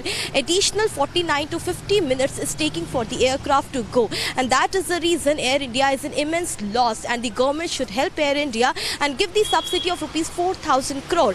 Meanwhile, when Republic confronted Air India CEO Campbell Wilson on this controversial demand, he had no clear answers. Mr. Wilson, Air India is seeking temporary subsidy from government over... Good morning, Harsha. How are you? How are you, Harsha, today? Nice to see you again. Yes, but you have to respond to the questions. Why Air India is seeking temporary I'm wishing you good morning. Subsidy. Good morning. It's nice to see you. But 4,000 crore temporary subsidy. No. Good morning. Not good morning, but we are asking the questions here. Why Air India is seeking temporary subsidy after the Pakistan airspace? And even families connected by the Pahalgam terror attack questioned the airline stance. After months, a corporate company coming out and claiming 4,000 crores in the name of an operation done against terrorism. This is something which I believe is not justifiable in any way. First of all, no other airlines had made any kind of demand apart from Air India. So they should stop playing victims in this kind of scenarios. As the meeting concludes at PMO, big question remains. Can a private airline claim 4,000 crores from taxpayer funds and is using Chinese airspace a genuine operational need? Afghanistan's Trade Minister Nuruddin Azizi will be on a 5-day India visit from today. He's going to be meeting, we're getting to know in breaking news coming in, his Indian counterpart Piyush Goyal. Nuruddin Azizi, the Minister of Industry and Commerce of the Islamic Emirate of Afghanistan, will officially be travelling to New Delhi. According to sources, a detailed discussion is going to be held during this trip on expanding trade relations and imports and exports between the two countries. The main objective of the trip is also said to be talks with Indian officials on diversifying trade routes for Afghan traders. Let me go across to Chandrakala joining us live on the story. Chandrakala, very crucial as Afghan Trade Minister is now in India. He's also going to be meeting Mr. Piyush Goyal. Take us through what's on the count line and what's going to be discussed. Well, yes, absolutely. Weeks after the Afghan Foreign Minister Muttaqi visited New Delhi, now it's the Afghan Trade Minister who is in Delhi right now. Of course, he's here in India for a 5-day trip, and now what we are learning that he'll be meeting his counterpart, Minister Piyush Goyal, and also the fact that it comes at a very crucial time when, of course, Pakistan has closed all its border crossings as far as trade with Afghanistan is concerned. So yes, now the Taliban regime is looking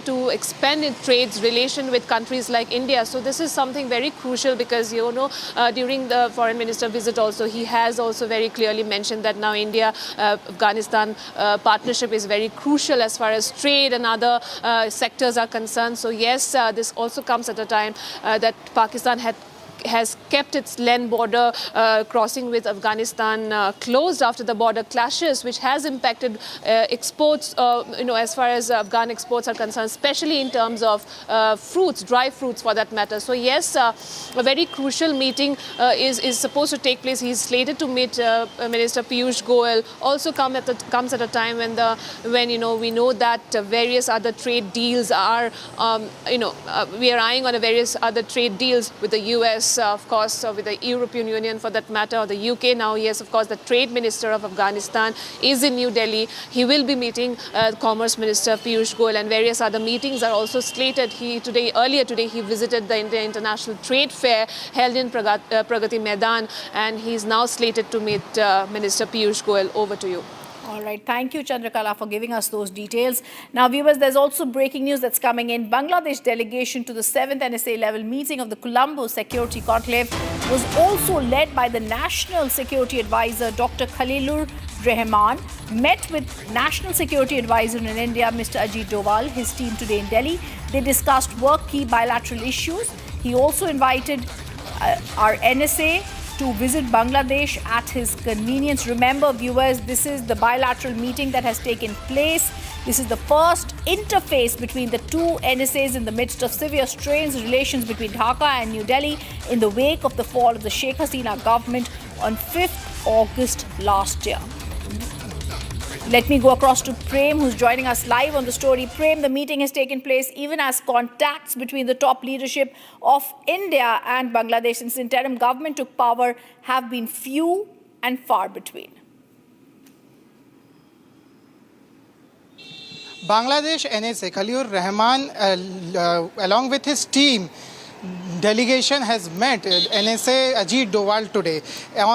This is amid the Colombo Security Conclave, which is going to take place tomorrow, where Ajit Doval will host the NSAs from other countries like Mauritius, Maldives and Sri Lanka.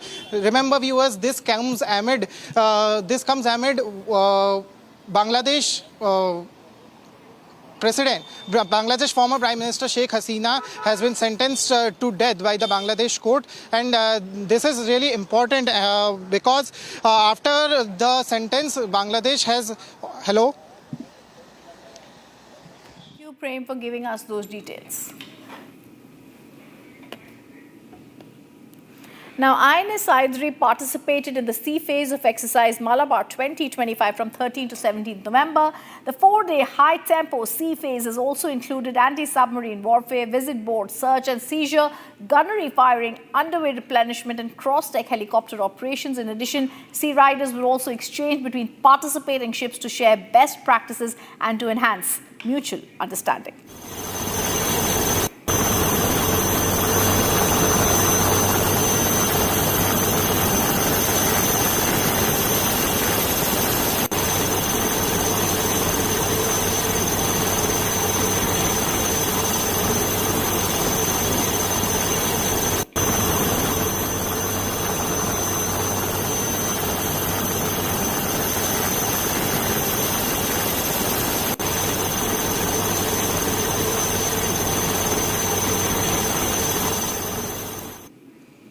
Now, men in green turned men in blue today as courage met pure sporting passion. During exercise Mitra Shakti, 11 Indian and Sri Lankan contingents stepped off the exercise area onto the cricket field, transforming the ground into a vibrant arena of camaraderie and brotherhood. What followed was a high-energy, friendly match where teamwork replaced tactics with cheers abound. In those moments, it's not uniforms that define them, but the spirit of friendship.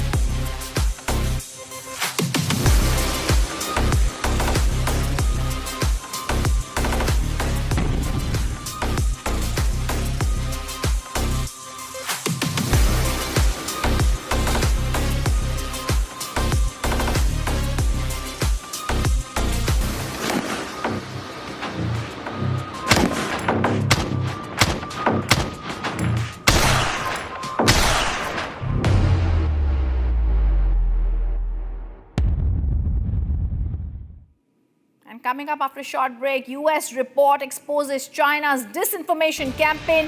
After Operation Sindhu, China used fake AI images to hinder the sales of French Rafale aircraft. Much more after a short break. Stay on with us.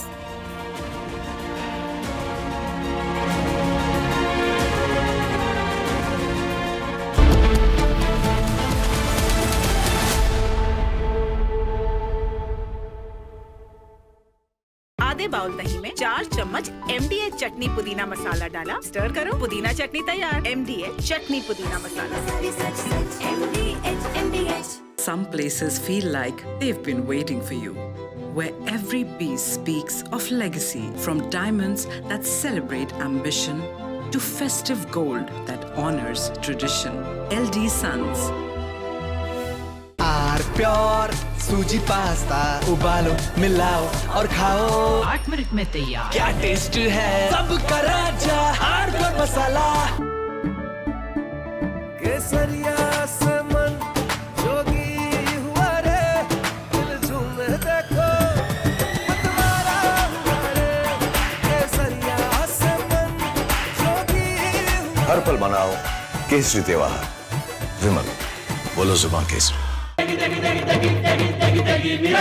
MDH की देगी मिर्च, देगी मिर्च का तड़का, अंग अंग फड़का। MDH की देगी मिर्च। इसको घर पे लगाओगे तो शादी का तो पता नहीं, पर घर पक्का नहीं टूटेगा। रुंगटा नहीं तो घर स्ट्रॉन्ग नहीं। रुंगटा स्टील TMT बार एकदम सॉलिड। पहाड़ों में हाइकिंग स्टिक भी बन सकती है। थोड़े में ज्यादा स्वाद, यही तो है इसकी खास बात। वाओ मामा क्या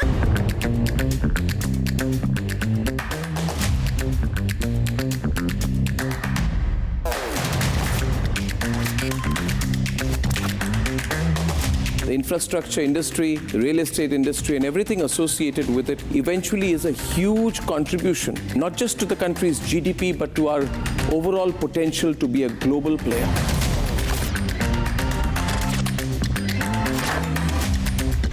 What's the big picture? Let's set the context to this. Why are we doing this? We are bringing about a very credible voice for the home buyers, for the real estate investors, through Republic TV's amazing platform.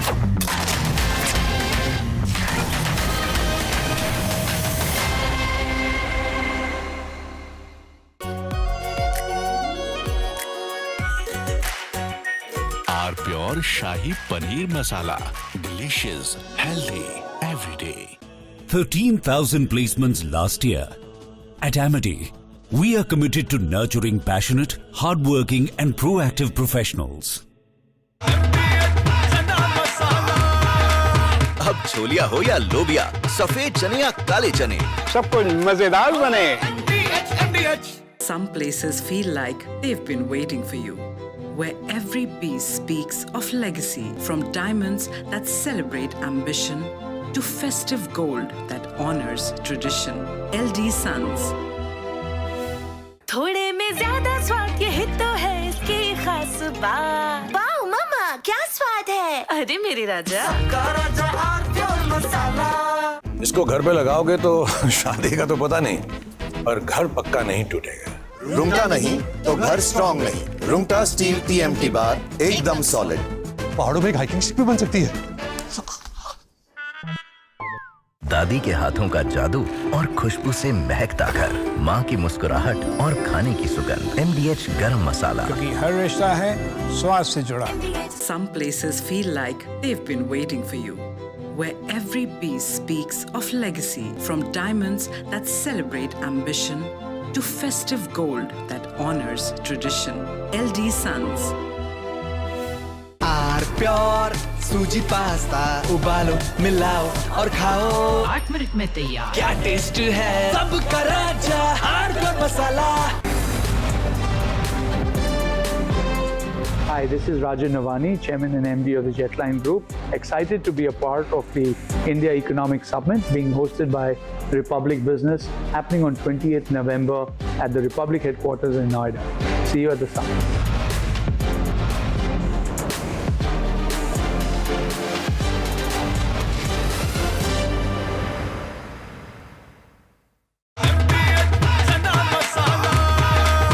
अब छोलिया हो या लोबिया, सफेद चने या काले चने, सब कुछ मजेदार बने। Some places feel like they've been waiting for you, where every piece speaks of legacy, from diamonds that celebrate ambition to festive gold that honors tradition. LD Sons.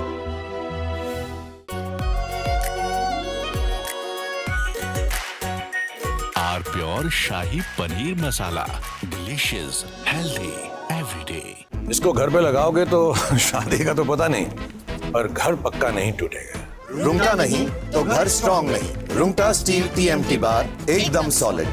पहाड़ों में एक हाइकिंग स्टिक भी बन सकती है। MDH की हल्दी मिर्ची धनिया करे कमाल। ये रंग दे, ये खुशबू दे, ये तीखा, ये कम पड़े। क्या निराला MDH masala. Some places feel like they've been waiting for you, where every piece speaks of legacy, from diamonds that celebrate ambition to festive gold that honors tradition. LD Sons. Are pure सूजी pasta, उबालो मिलाओ और खाओ। From Asia's largest news headquarters, setting the agenda for Bharat.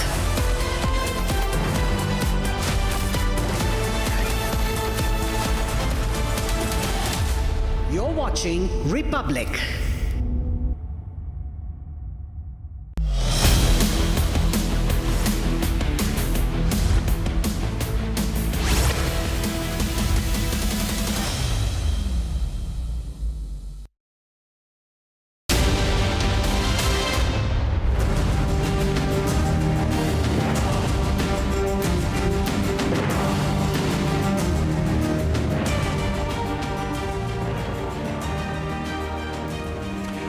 Hello and welcome. You watching This Is Exclusive with me, Shavan Sen. Tonight on this edition of This Is Exclusive, we put the spotlight on three major stories, starting with the fact that Chinese were essentially behind those fake images that you saw during Operation Sindoor. We'll get you all the latest details. The other big story that we've been tracking, the only network to expose Ajit Pawar's son Parth Pawar, raising questions as to why he does not figure in the FIR that has been named. And finally, a story that has been brushed under the carpet by every possible network in the country. This is about a Pakistani drug lord resurfacing. All this and much more on this edition of This Is Exclusive. But up first, let me take you through the headlines we're tracking at this hour. On the run since 2022, wanted gangster Anmol Bishnoi dragged back to India remanded to 11-day NIA custody.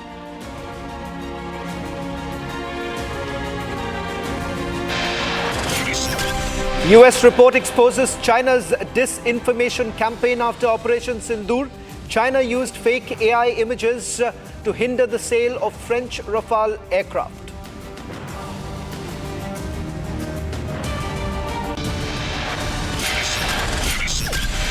Ajit Pawar's son Parth Pawar not named in the 300 crore rupees Pune land deal report submitted to Maharashtra government.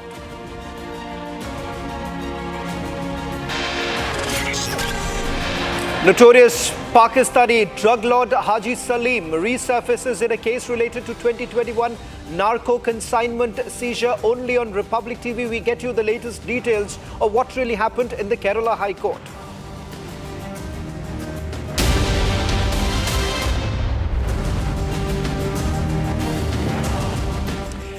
Ladies and gentlemen, during Operation Sindoor, you may have essentially seen several images doing the rounds, particularly in social media platforms, none of them essentially verified, and most of it claiming that Rafale jets were downed. And the fact that it is the Chinese jets that have essentially given the face saver for the Pakistanis. Now, that was a lie that we have been saying all this while, but now it is also officially confirmed. Now, this is a report that has been submitted before the United States Review Committee. US-China Economic and Security Review Commission has accused China of orchestrating a propaganda effort after Operation Sindoor as per its grey zone attempts to use fake social media accounts that spread AI images of supposed debris from planes.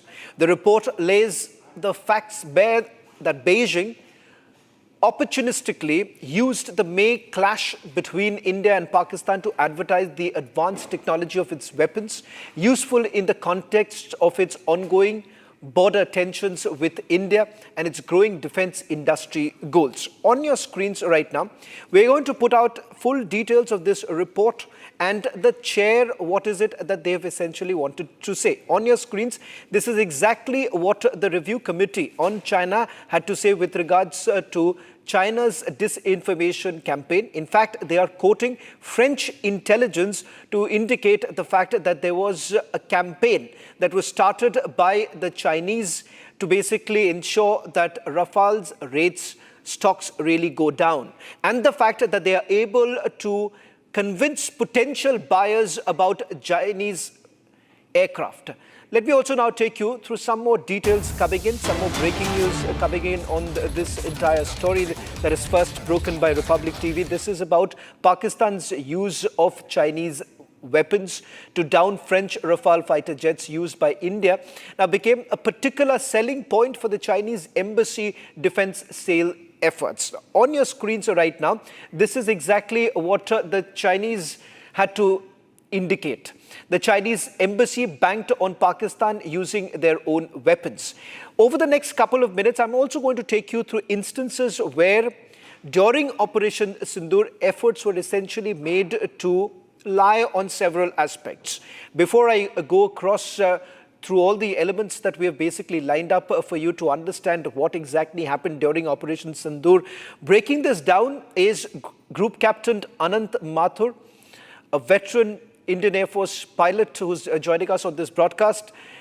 Group Captain Mathur, it's now official. Citing French intelligence, you have had the review committee indicating the fact that there was a disinformation campaign that was started by the Chinese. We all knew here in India, but there were few people who still questioned it.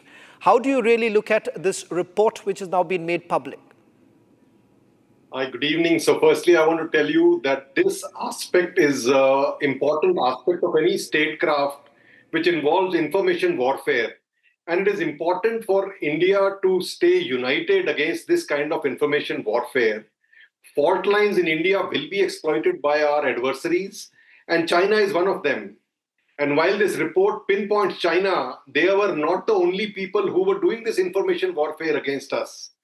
And we actually won on the physical battlefield, whose scars are visible till today at airfields and hangars in Pakistan. But to a certain extent, we did lose the information war in certain areas, which is a lesson for us. We need to act much faster and quicker with more vigor all across the world. As far as Chinese are concerned, they were able to use this data. And if you remember, even the stock prices of Dassault fell down after this news broke through, which had no basis in reality. And it only took a few days for it to recover to the original stock value, because as the information warfare wound down, the reality came into play. And we were really able to showcase that while we had pictures of hangars with aircraft being destroyed by India, the hits on the airfields, the hits at Kirana Hills, they had nothing to show. Group Captain Mathur, there is a pattern that we have essentially seen post Operation Sindoor. Now I'm going to, take all of the disinformation campaign that was started by the Chinese. On your screens right now, Group Captain Mathur, I'm not too sure whether you can see this, but I just want to show this to all our viewers as to how exactly it all started. What is it that the Chinese were essentially doing? And now that the French intelligence have also been quoted by United States of America about how this was a selling point. They're calling this a selling point for the Chinese embassy, so that they could actually go and talk about their aircraft, the fighter aircraft, and the fact that they were able, supposedly, they were able to carry out precision strikes. Now, the fact of the matter is that not a single military installation took a hit in India. On your screens right now, starting from 7th of May, where the claim that was first made was Pakistan had shot down Rafale. It was an old unrelated crash photograph that was used. Then they also claimed that the Pakistani Air Force had bombed Srinagar Air Base. That was a 2024 video from Khyber Pakhtunkhwa that was used. Yet another claim that was made that another Indian jet was downed. This, in fact, was a MiG-29 aircraft crash picture that was used by the Pakistanis. Another claim that was made on May 7th itself, where they claimed that Indian jet was shot down near Bahawalpur, and in fact it turns out that it was a Mirage 2000 training crash that took place in February 2025. And then you have on 7th of May itself, where they claimed that Pakistanis had destroyed Indian brigade headquarters, completely fabricated.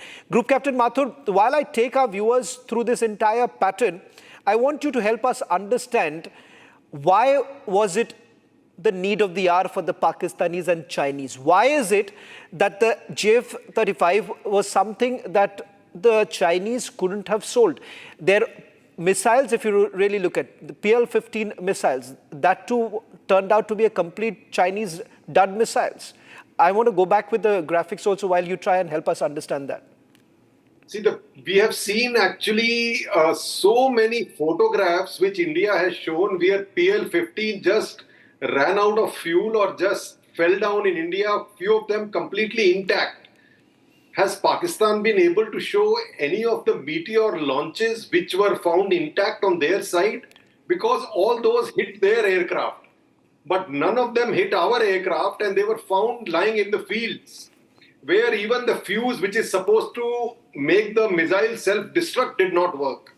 Because when the missile reaches its end of the range and it does not find a target, then it is supposed to self-destruct to avoid this kind of a thing. And a few days later, of course, Indian DRDO picked up that missile and wanted to see what exactly is the capability which they can gauge, and it has been used to find these information out. This disinformation campaign is part of information warfare when hostilities break out, and is part of information warfare even when hostilities are not happening. Even today, you find that there are several bots and misinformation campaigns run across the world by adversaries. This is part of geopolitics. What we need to learn as a nation is not get taken in by this and don't start asking questions where none exist. And there is only one factor which we must consider, which is the government information which comes out, information which is given by the armed forces, information which is given by the government of India. because that is the absolute truth. And that is what needs to be believed. Group Captain Mathur, I just want to take a quick question because I'm running out of time, but it's important because the timing when they were basically trying to sell this was also at a time when Chinese were trying to sell this to other countries. Is there anything that you can tell our viewers why it became imperative for the Chinese to try and ensure that Rafale was out of the market? Indonesia has finally agreed to buy Rafale. So there are several countries which are evaluating aircraft. Indonesia comes to my mind immediately because that is a country which has now agreed to buy the Rafale. Chinese are trying to dissuade other countries to buy a Rafale by trying to showcase that Rafale does not work. And so the campaign was not really effective in that sense because ultimately Indonesia has agreed to buy the Rafale. However, this is the misinformation campaign, the aim of which is to sell Chinese equipment, apply disinformation so that Rafales need not be bought, because you don't only buy the aircraft, you buy the weapon systems that come along with it, you buy a multi-year contract for maintenance and servicing. And the aim was that those countries don't buy the Rafale but end up buying the Chinese J-35, which is still unproven, has not seen combat. The J-20 is, of course, a much inferior machine which the Pakistanis have. And they are threatening that they will make, they will sell these J-35s to Pakistan. Well, good luck to them. Thank you very much, Group Captain Mathur, for putting this into perspective. A story that has now been picked up by others. And in fact, we give it to understand that the French embassy has also responded to the report that has just been published. Shifting focus now to the other big story that we are getting to, a Republic investigation as far as the land scam is concerned in Maharashtra. Ladies and gentlemen, the 300 crore Mundwa land scam that our Deputy Chief Minister Ajit Pawar's family, the crosshairs, has unearthed fresh details. His son, Parth, has walked free. Unnamed, unscathed, but three key players, a suspended sub-registrar, a business insider, and a power broker, face the full wrath of the law for greenlighting this ineligible government land grab as probe collides and the Chief Minister's committee gears up. Is this exoneration a clean slate or just the opening move in a bigger cover-up? Take a look at this report. A three-member committee headed by Joint IGR Rajendra Muthe has submitted its report in the 300 crore rupees Mundwa land deal case. The land, 43 acres in Pune's upscale Mundwa area, is government-owned and could not legally be sold. Yet it was sold to Amidia Enterprises, a firm in which Parth Pawar, son of Deputy Chief Minister Ajit Pawar, is a partner. The report spoke of irregularities in a plot valued at over 1800 crore rupees, sold for just 300 crores to Amidia Enterprises. The state later scrapped the deal, calling the violations serious and deliberate. It is very surprising and shocking that the Inspector General of Police of Maharashtra formed 3 members committee to look into the involvement of this 300 crores rupees scam.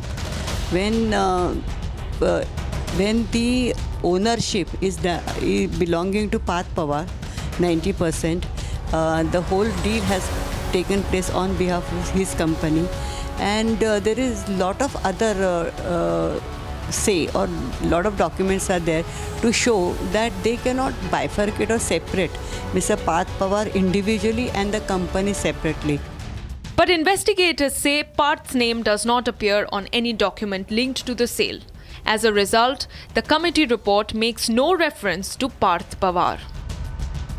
Instead, the committee has indicted 3 people named in the FIR. Suspended Sub-Registrar Ravindra, Digvijay Patil, who is Parth Pawar's business partner, and Sheetal Tejwani, who held the power of attorney on behalf of the land sellers. This committee has held accountable 3 personals only, those name mentioned in sold it. Now the question is, if someone is beneficiary from that land deal, why his or her name not mentioned in the report? Because we know that company which is involved in this Pune land scheme is Media Enterprise and is co-owned by Ajit Pawar's son Parth Pawar, and all details, all papers are there only, and till date, the Parth Pawar is the co-owner of that company. Parth Pawar was beneficiared by these deals. Why his name not came in this report? That's why this report is raising questions. Sub-Registrar Taru is accused of using a skip option in the registration system, bypassing mandatory checks and government land. The probe also found shocking financial gaps. The Maharashtra government has very tactfully tried to save its alliance partner, that is the Ajit Pawar faction of the NCP, to ensure that Ajit Pawar's son is not implicated in this matter. It is a clear open and shut case where Parth Ajit Pawar's company, Amedia LLP, has not once but twice made application for waiver of stamp duty. First, it was the adjudication which was filed before the competent authority, and that authority had ruled that they had to pay a certain amount of stamp duty. And there, in that document, which I can share with Republic Channel, it clearly shows that it was Amedia Enterprises LLP which has actually filed or made that application for adjudication. But records show Parth Pawar signed the LLP resolution, he signed the stamp duty waiver proposals worth crores, and his signature appears on internal registration approvals. These raise the question, if he signed key documents linked to the transaction, why is he not named in the findings?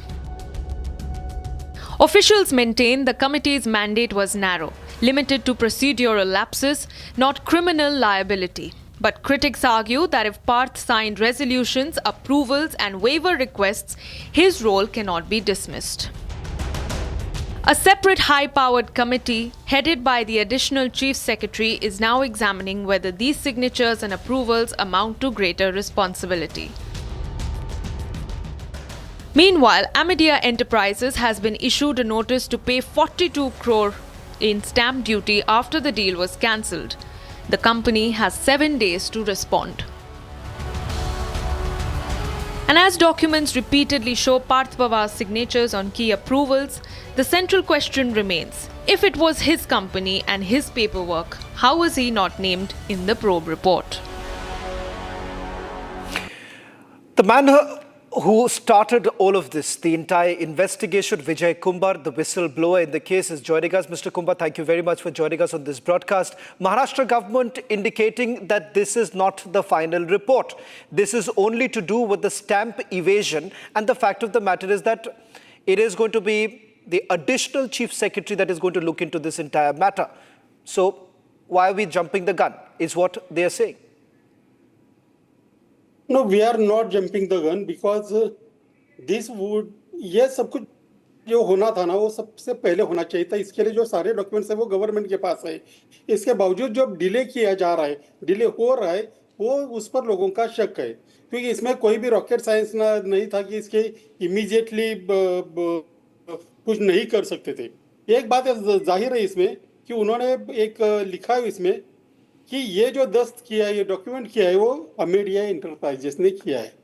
इसमें 99% Pawar partner है.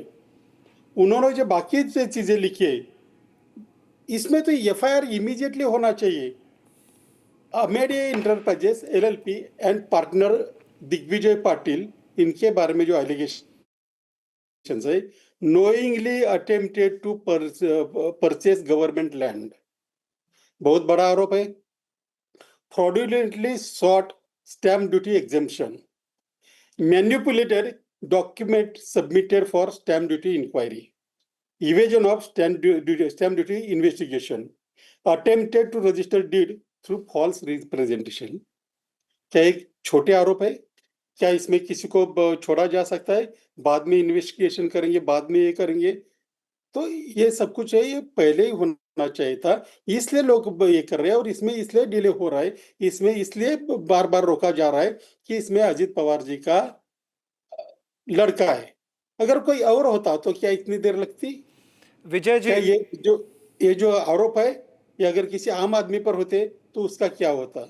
विजय जी, इसको लेकर वापस हम लोग चर्चा भी करेंगे। हमारे editor in chief Arnab Goswami आज इस पर डिबेट भी कर रहे हैं। मैं चाहूंगा कि आप उस वक्त जुड़े। आपने एक सवाल भी उठाया है, a question that is being raised about the role of Parth Pawar itself, the very fact that he was part of multiple meetings and he happens to be the full director of this very company. That's all that we have time as far as this story goes. I want to quickly take you through another big story that has been completely brushed under the carpet. Ladies and gentlemen, this is a case that dates back to 2021. A Pakistani terror drug lord was smashed in the head of the night by the Indian Coast Guard. 300 kilos of pure heroin, AK-56 rifles fresh from Pakistan Ordnance Factory, and a direct line to Dawood Ibrahim's D Company and the ISI. The mastermind was global terrorist Haji Salim. In fact, operating from Dubai, hand-holding Sri Lankan boats to flood our shores. The NIA, in fact, earlier today, has actually told the Kerala High Court, they have dropped the bombshell in Kerala High Court, saying that this was no ordinary smuggling run. It was a calculated strike on India's security. In fact, the matter actually came up before the Kerala High Court. I want to quickly take you through all the images that have now been accessed and who exactly is this person. We'll try and see if we can get a quick word from my colleague Shankar, who's going to join us from Tripura. But first, take a look at this report.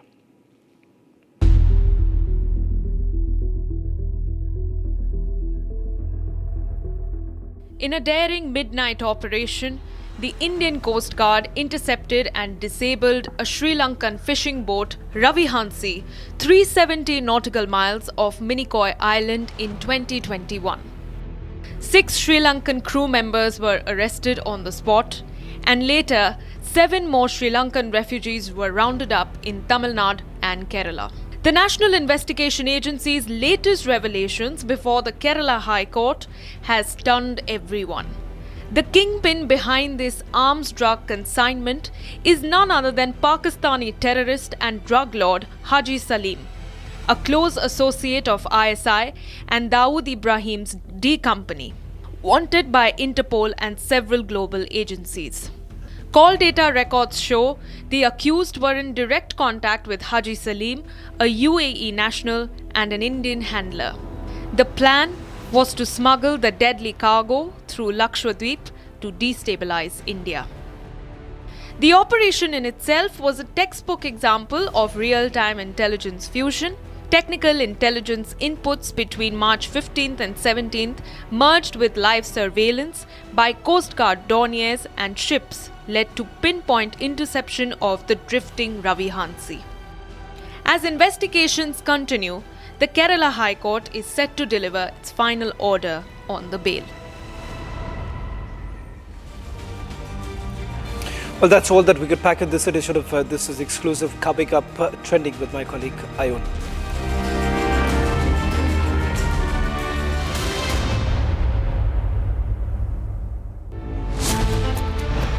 Scam proven, deal scrapped, Pawar protected. Ajit Pawar's son spared in the land scam. Officials have been sacrificed. Owner of the company, Parth Pawar, spared. Debating tonight at 8 p.m.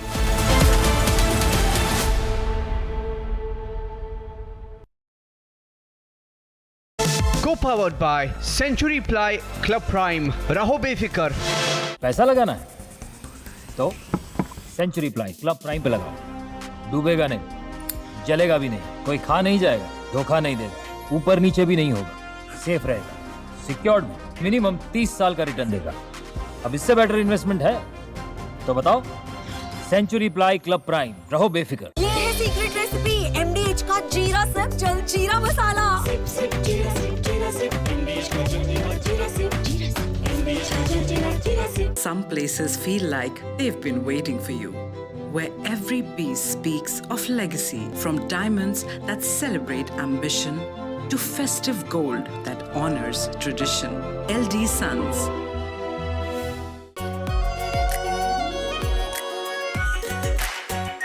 Our pure Shahi Paneer Masala. Delicious, healthy, every day. मुस्कुराए लड़खड़ाए जिंदगी चाहे जो भी हो।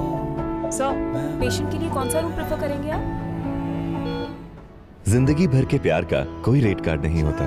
Tata AIG health insurance, with you like family, with you always. दादी के हाथों का जादू और खुशबू से महकता घर, माँ की मुस्कुराहट और खाने की सुगंध। MDH गरम मसाला, क्योंकि हर रिश्ता है स्वाद से जुड़ा। Some places feel like they've been waiting for you, where every piece speaks of legacy, from diamonds that celebrate ambition to festive gold that honors tradition. LD Sons. थोड़े में ज्यादा स्वाद, यही तो है इसकी खास बात। वाओ मामा, क्या स्वाद है? अरे मेरे राजा, सबका राजा और pure masala.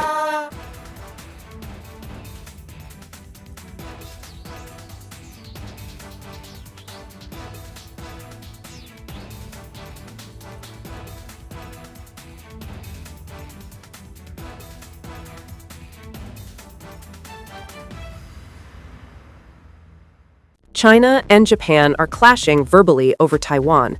Tensions between China and Japan have risen over Taiwan's security. Japan has signaled it may intervene in a potential conflict, viewing it as a threat to its own stability. China condemned this as meddling, issuing strong warnings and summoning diplomats. This conflict started when Japan's newly appointed Prime Minister, Sanae Takaichi, issued a direct warning to China during a session of the country's parliament. She stated that a conflict in the Taiwan Strait could represent a survival-threatening situation for Japan, implying that Tokyo might need to intervene militarily to protect its interests. This marked a bold escalation in Japan's stance on the Taiwan issue, signaling readiness to support Taiwan against potential Chinese action. Takaichi's comments, delivered amid rising regional tensions, prompted an immediate and sharp rebuke from Beijing, highlighting the fragile balance in East Asia and the risk of broader confrontation. The remarks made by the Japanese leader on Taiwan constitute an interference in China's internal affairs and a serious violation of the One China principle and the basic norms governing international relations.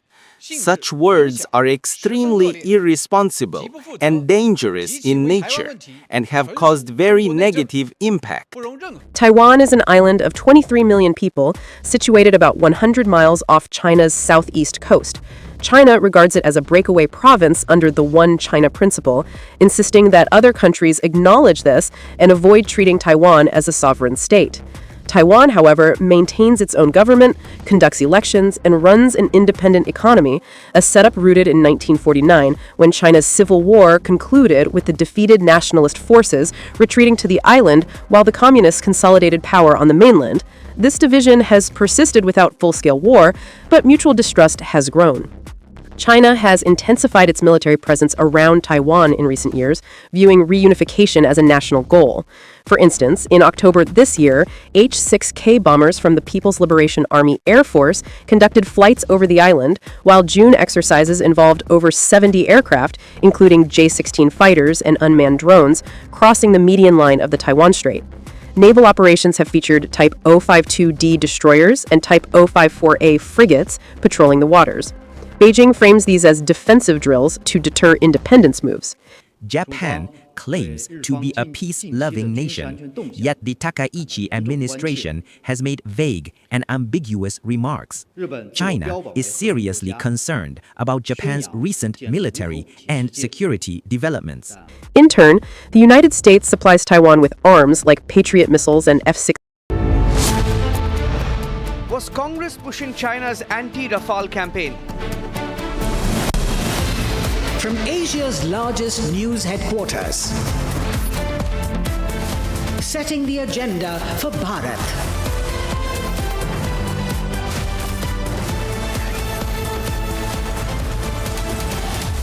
You're watching Republic.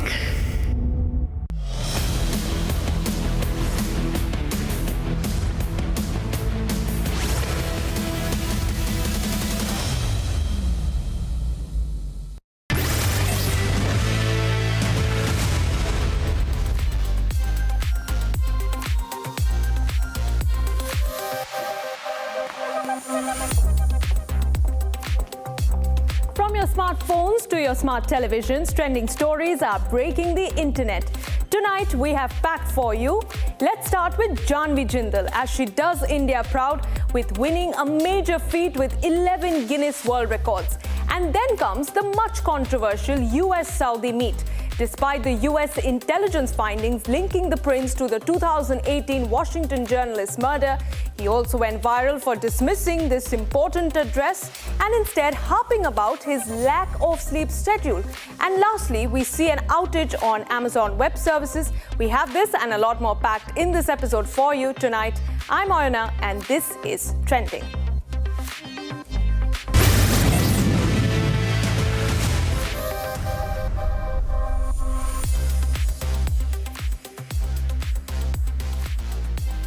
At just 17, Janvi Jindal from Chandigarh has rewritten India's sporting history, not with stadiums, sponsors or formal training, but with YouTube videos, footpaths, grit and a pair of skates.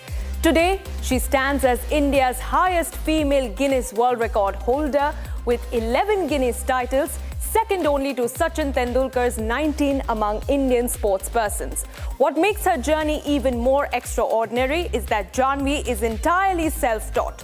With no access to professional training, she practiced for hours watching YouTube tutorials on local streets and open grounds, pioneering unique forms like bhangra on skates and yoga on skates, making her one of the most innovative freestyle skaters in the country. She began her Guinness record journey at 16 and she has already surpassed Aryan Shukla, the previous under-18 record holder. Janvi has a total of 21 major records to her name, including the 11 Guinness World Records. They entail 11 Guinness World Records and 8 India Book Records, 1 Asia Book Record and 1 Worldwide Book of Records title.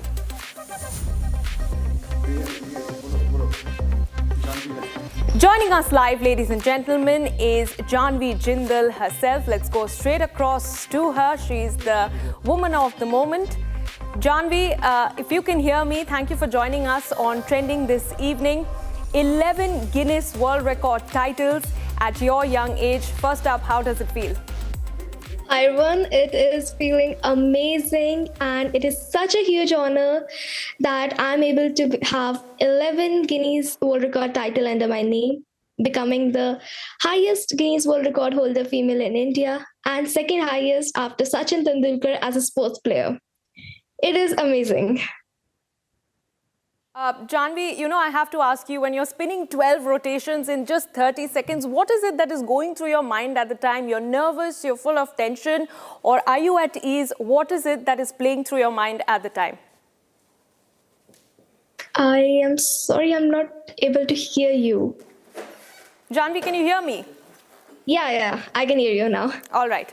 My question to you was, when you're spinning 12 rotations in just a mere 30 seconds, it can pass by in just a blink of an eye. I want to ask you, what is it that's running through your mind at the time? Are you nervous? Are you at ease? Tell us your feelings. Tell us how you ease through it. Well, it is definitely very stressful because the whole years of practice is just dependent on that 30 seconds and 30 seconds spinning without any break at your top high speed at the most capability of your body. It is very tougher, but at the very exact moment, equally exciting. I think at that moment, definitely something goes in. I should not fall. I should be calming myself. And the other part of me, that's the child, it's very excited. And I think it's one of the experiences one should always have. Right. Janvi, how do you balance your, time with education, your studies, and with any other hobbies that you enjoy, and of course, your passion for skating? I'm doing my plus 2 right now from 16 model, a government school of Chandigarh. And of course, there's the point that it's a board class and I have to study as well as do my skating. I try that I do my studies while I'm traveling or whenever I have my free time on my hand. I try doing it from the YouTube lessons or home tutoring or something within those things. I also try that I'm able to manage my gym, yoga, skating classes, skating practice, all within the 24-hour day schedule. Right. Janvi, one final question before I let you go. Any message that you have for young girls out there who are eyeing a similar Guinness World Record for just like you? Well, I just want to say one thing to all the children, especially the girls, that I have learned everything through internet, and I think that internet is a source that is available in every household nowadays. I think I have proved that learning a physical game from the internet, it's possible, and I think you can achieve the same, and maybe another day you will become the next Guinness World Record holder. All right, Janvi, thank you for joining us on Trending and giving us an insight into your journey. We'll surely contact you soon. All right, viewers, there seldom are days when the US President Donald Trump has not hit the headlines. Today, it's no different as he makes it to the headlines yet again. This time, it's over meeting the Saudi Crown Prince Mohammed bin Salman. Despite the US intelligence indicating the latter's involvement in the 2018 murder of Washington journalist Jamal Khashoggi, sending shockwaves through the US-Saudi relationship, this meeting between the US President and the Saudi Crown Prince doesn't come without its own share of controversy. This visit of the Crown Prince also marks the first in over 7 years. The meeting invited a whirlwind of critique and controversy as Trump not only sidelined the US intelligence findings and even dismissed the claims on the contrary, but also went on to warmly welcome Mohammed bin Salman to the White House. In fact, that's not all. He took offense that the subject was raised at all during what he intended to be a splashy show of respect, and went on to slam the reporter, longtime ABC White House correspondent Mary Bruce, who questioned him about the murder. Mr. President, is it appropriate, Mr. President, for your family to be doing business in Saudi Arabia while you're president? Is that a conflict of interest? And Your Royal Highness, the U.S. intelligence concluded that you orchestrated the brutal murder of a journalist. 9/11 families are furious that you are here in the Oval Office. Why should Americans trust you? Who are you with? And the same to you, Mr. President. Now, who are you with? I'm with ABC News, sir. You're with who? ABC News, sir. Fake news. ABC fake news. One of the worst in the business. But I'll answer your question. Thank you. I have nothing to do with the family business. I have left, and when I've devoted 100% of my energy. What my family does is fine. They do business all over. They've done very little with Saudi Arabia, actually. I'm sure they could do a lot. And anything they've done has been very good. That's what we've done. We've built a tremendous business for a long time. I've been very successful.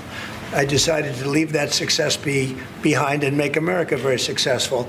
And I've made America more successful by far than it ever was, and that it ever could have been, no matter who was president. There would be nobody bringing in $21 trillion, that I can tell you right now.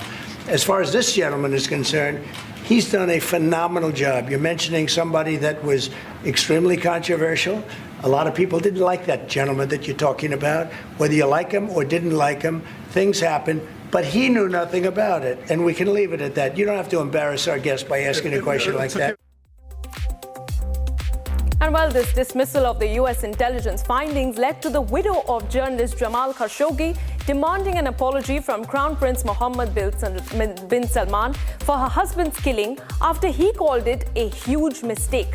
Hanan Khashoggi, in a post on social media platform X, said that there was no justification to murder her husband and the Saudi Crown Prince should compensate her for the loss. Her post has garnered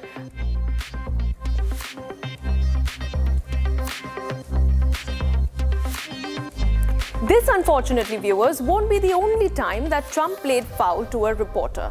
Not too long ago, in fact, prior to the US president reversing his position and announcing that he would endorse the House vote on the release of the Epstein files, one journalist clearly hit a nerve by asking about the files, leading to a sexist insult made by Trump to go viral.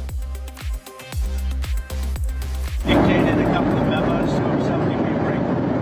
You're going to find out what did he know with respect to Bill Clinton, with respect to the head of Harvard, with respect to all of those people that he knew, including J.P. Morgan shares.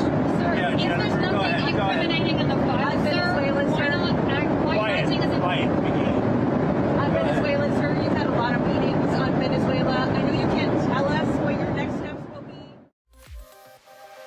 viewers, here are the news piping hot off the internet to your screens. These are the hot trends of the day.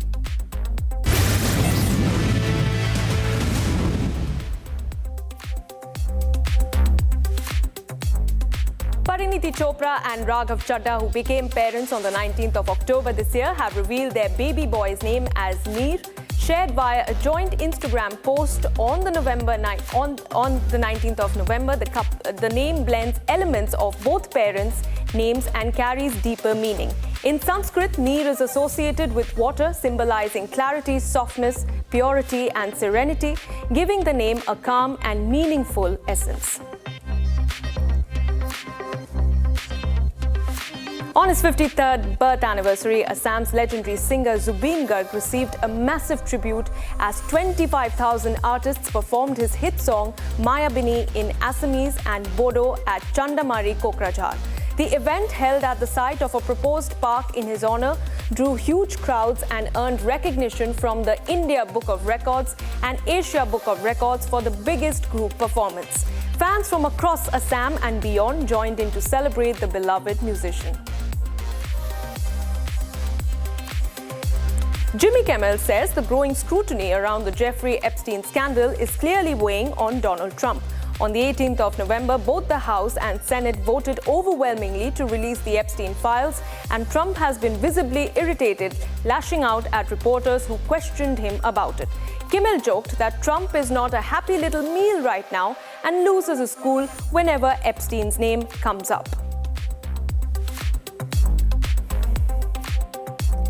Scott McTominay delivered the moment of his career as Scotland ended their 28-year wait for the FIFA World Cup qualification. The Napoli star and Series A Player of the Year scored a breathtaking overhead kick in the 3rd minute against Denmark at Hampden Park, converting a Ben Gannon dope cross and evoking memories of Cristiano Ronaldo's 2018 Champions League strike. Scotland went on to win 4-2, sealing their first World Cup berth since 1998. The Las Vegas Metropolitan Police Department has appealed for a public help to identify a man who robbed a casino at gunpoint. The incident took place on the 13th of November this year around 10:29 p.m. in the night on Rampart Boulevard. In a newly released video, the masked suspect is seen pointing a gun at an employee. Officers reached the scene within minutes, and the commercial robbery unit is now leading the investigation. Cheerful first day at work post by a new Cloudflare system engineer went viral after the company suffered a massive global outage just hours later. The photo shared by Bunny Says on X showed the office lobby and marked their start at Cloudflare. Social media users quickly turned the coincidence into memes, jokingly blaming the new hire with posts like, "What did you press?" gaining millions of views. Zoho CEO Sridhar Vembu's advice for young entrepreneurs to marry and have children in their 20s has ignited debate on career, marriage, and finances. He shared his views in response to Upasana Konidela's ex-post about students at IIT Hyderabad, noting that more men than women expressed interest in marriage, while women seemed more career-focused. Vembu emphasized that early marriage is important both socially and personally. South Africa face injury concerns ahead of the second test against India at Guwahati's Barsapara Stadium. Off-spinner Simon Harmer is dealing with a shoulder injury, while left-arm pacer Marco Jansen is also nursing a niggle. Both players were examined at Kolkata's Woodlands Hospital, the same facility that treated Shubman Gill's injury. Former England cricketer Kevin Pietersen responded to critics over his support for India, explaining his deep connection with the country. Pietersen, who has a huge fan base in India, says he's never faced disrespect or negativity there and has always felt valued. India gave me its heart first and I now return the love tenfold, he added, addressing the recent social media criticism.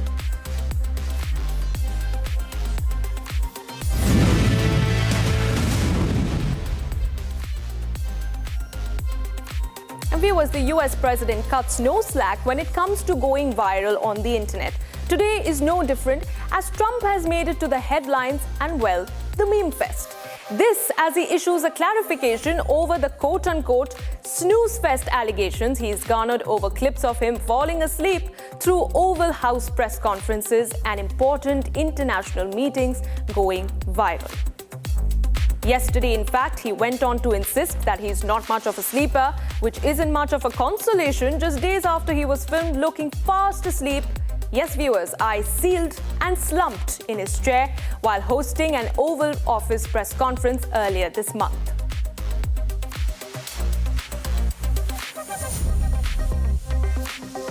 And yes, this isn't the first Trump snooze moment to have caught the internet's eye. Netizens have multiple occasions prior to this shared clips of the president dozing off amid key meetings and conferences, adding to instances where Trump became the fodder for a meme fest. The internet is in fact replete with moments of the US president falling asleep, all of which has resurfaced now as yet another snooze clip gets added to the viral collection.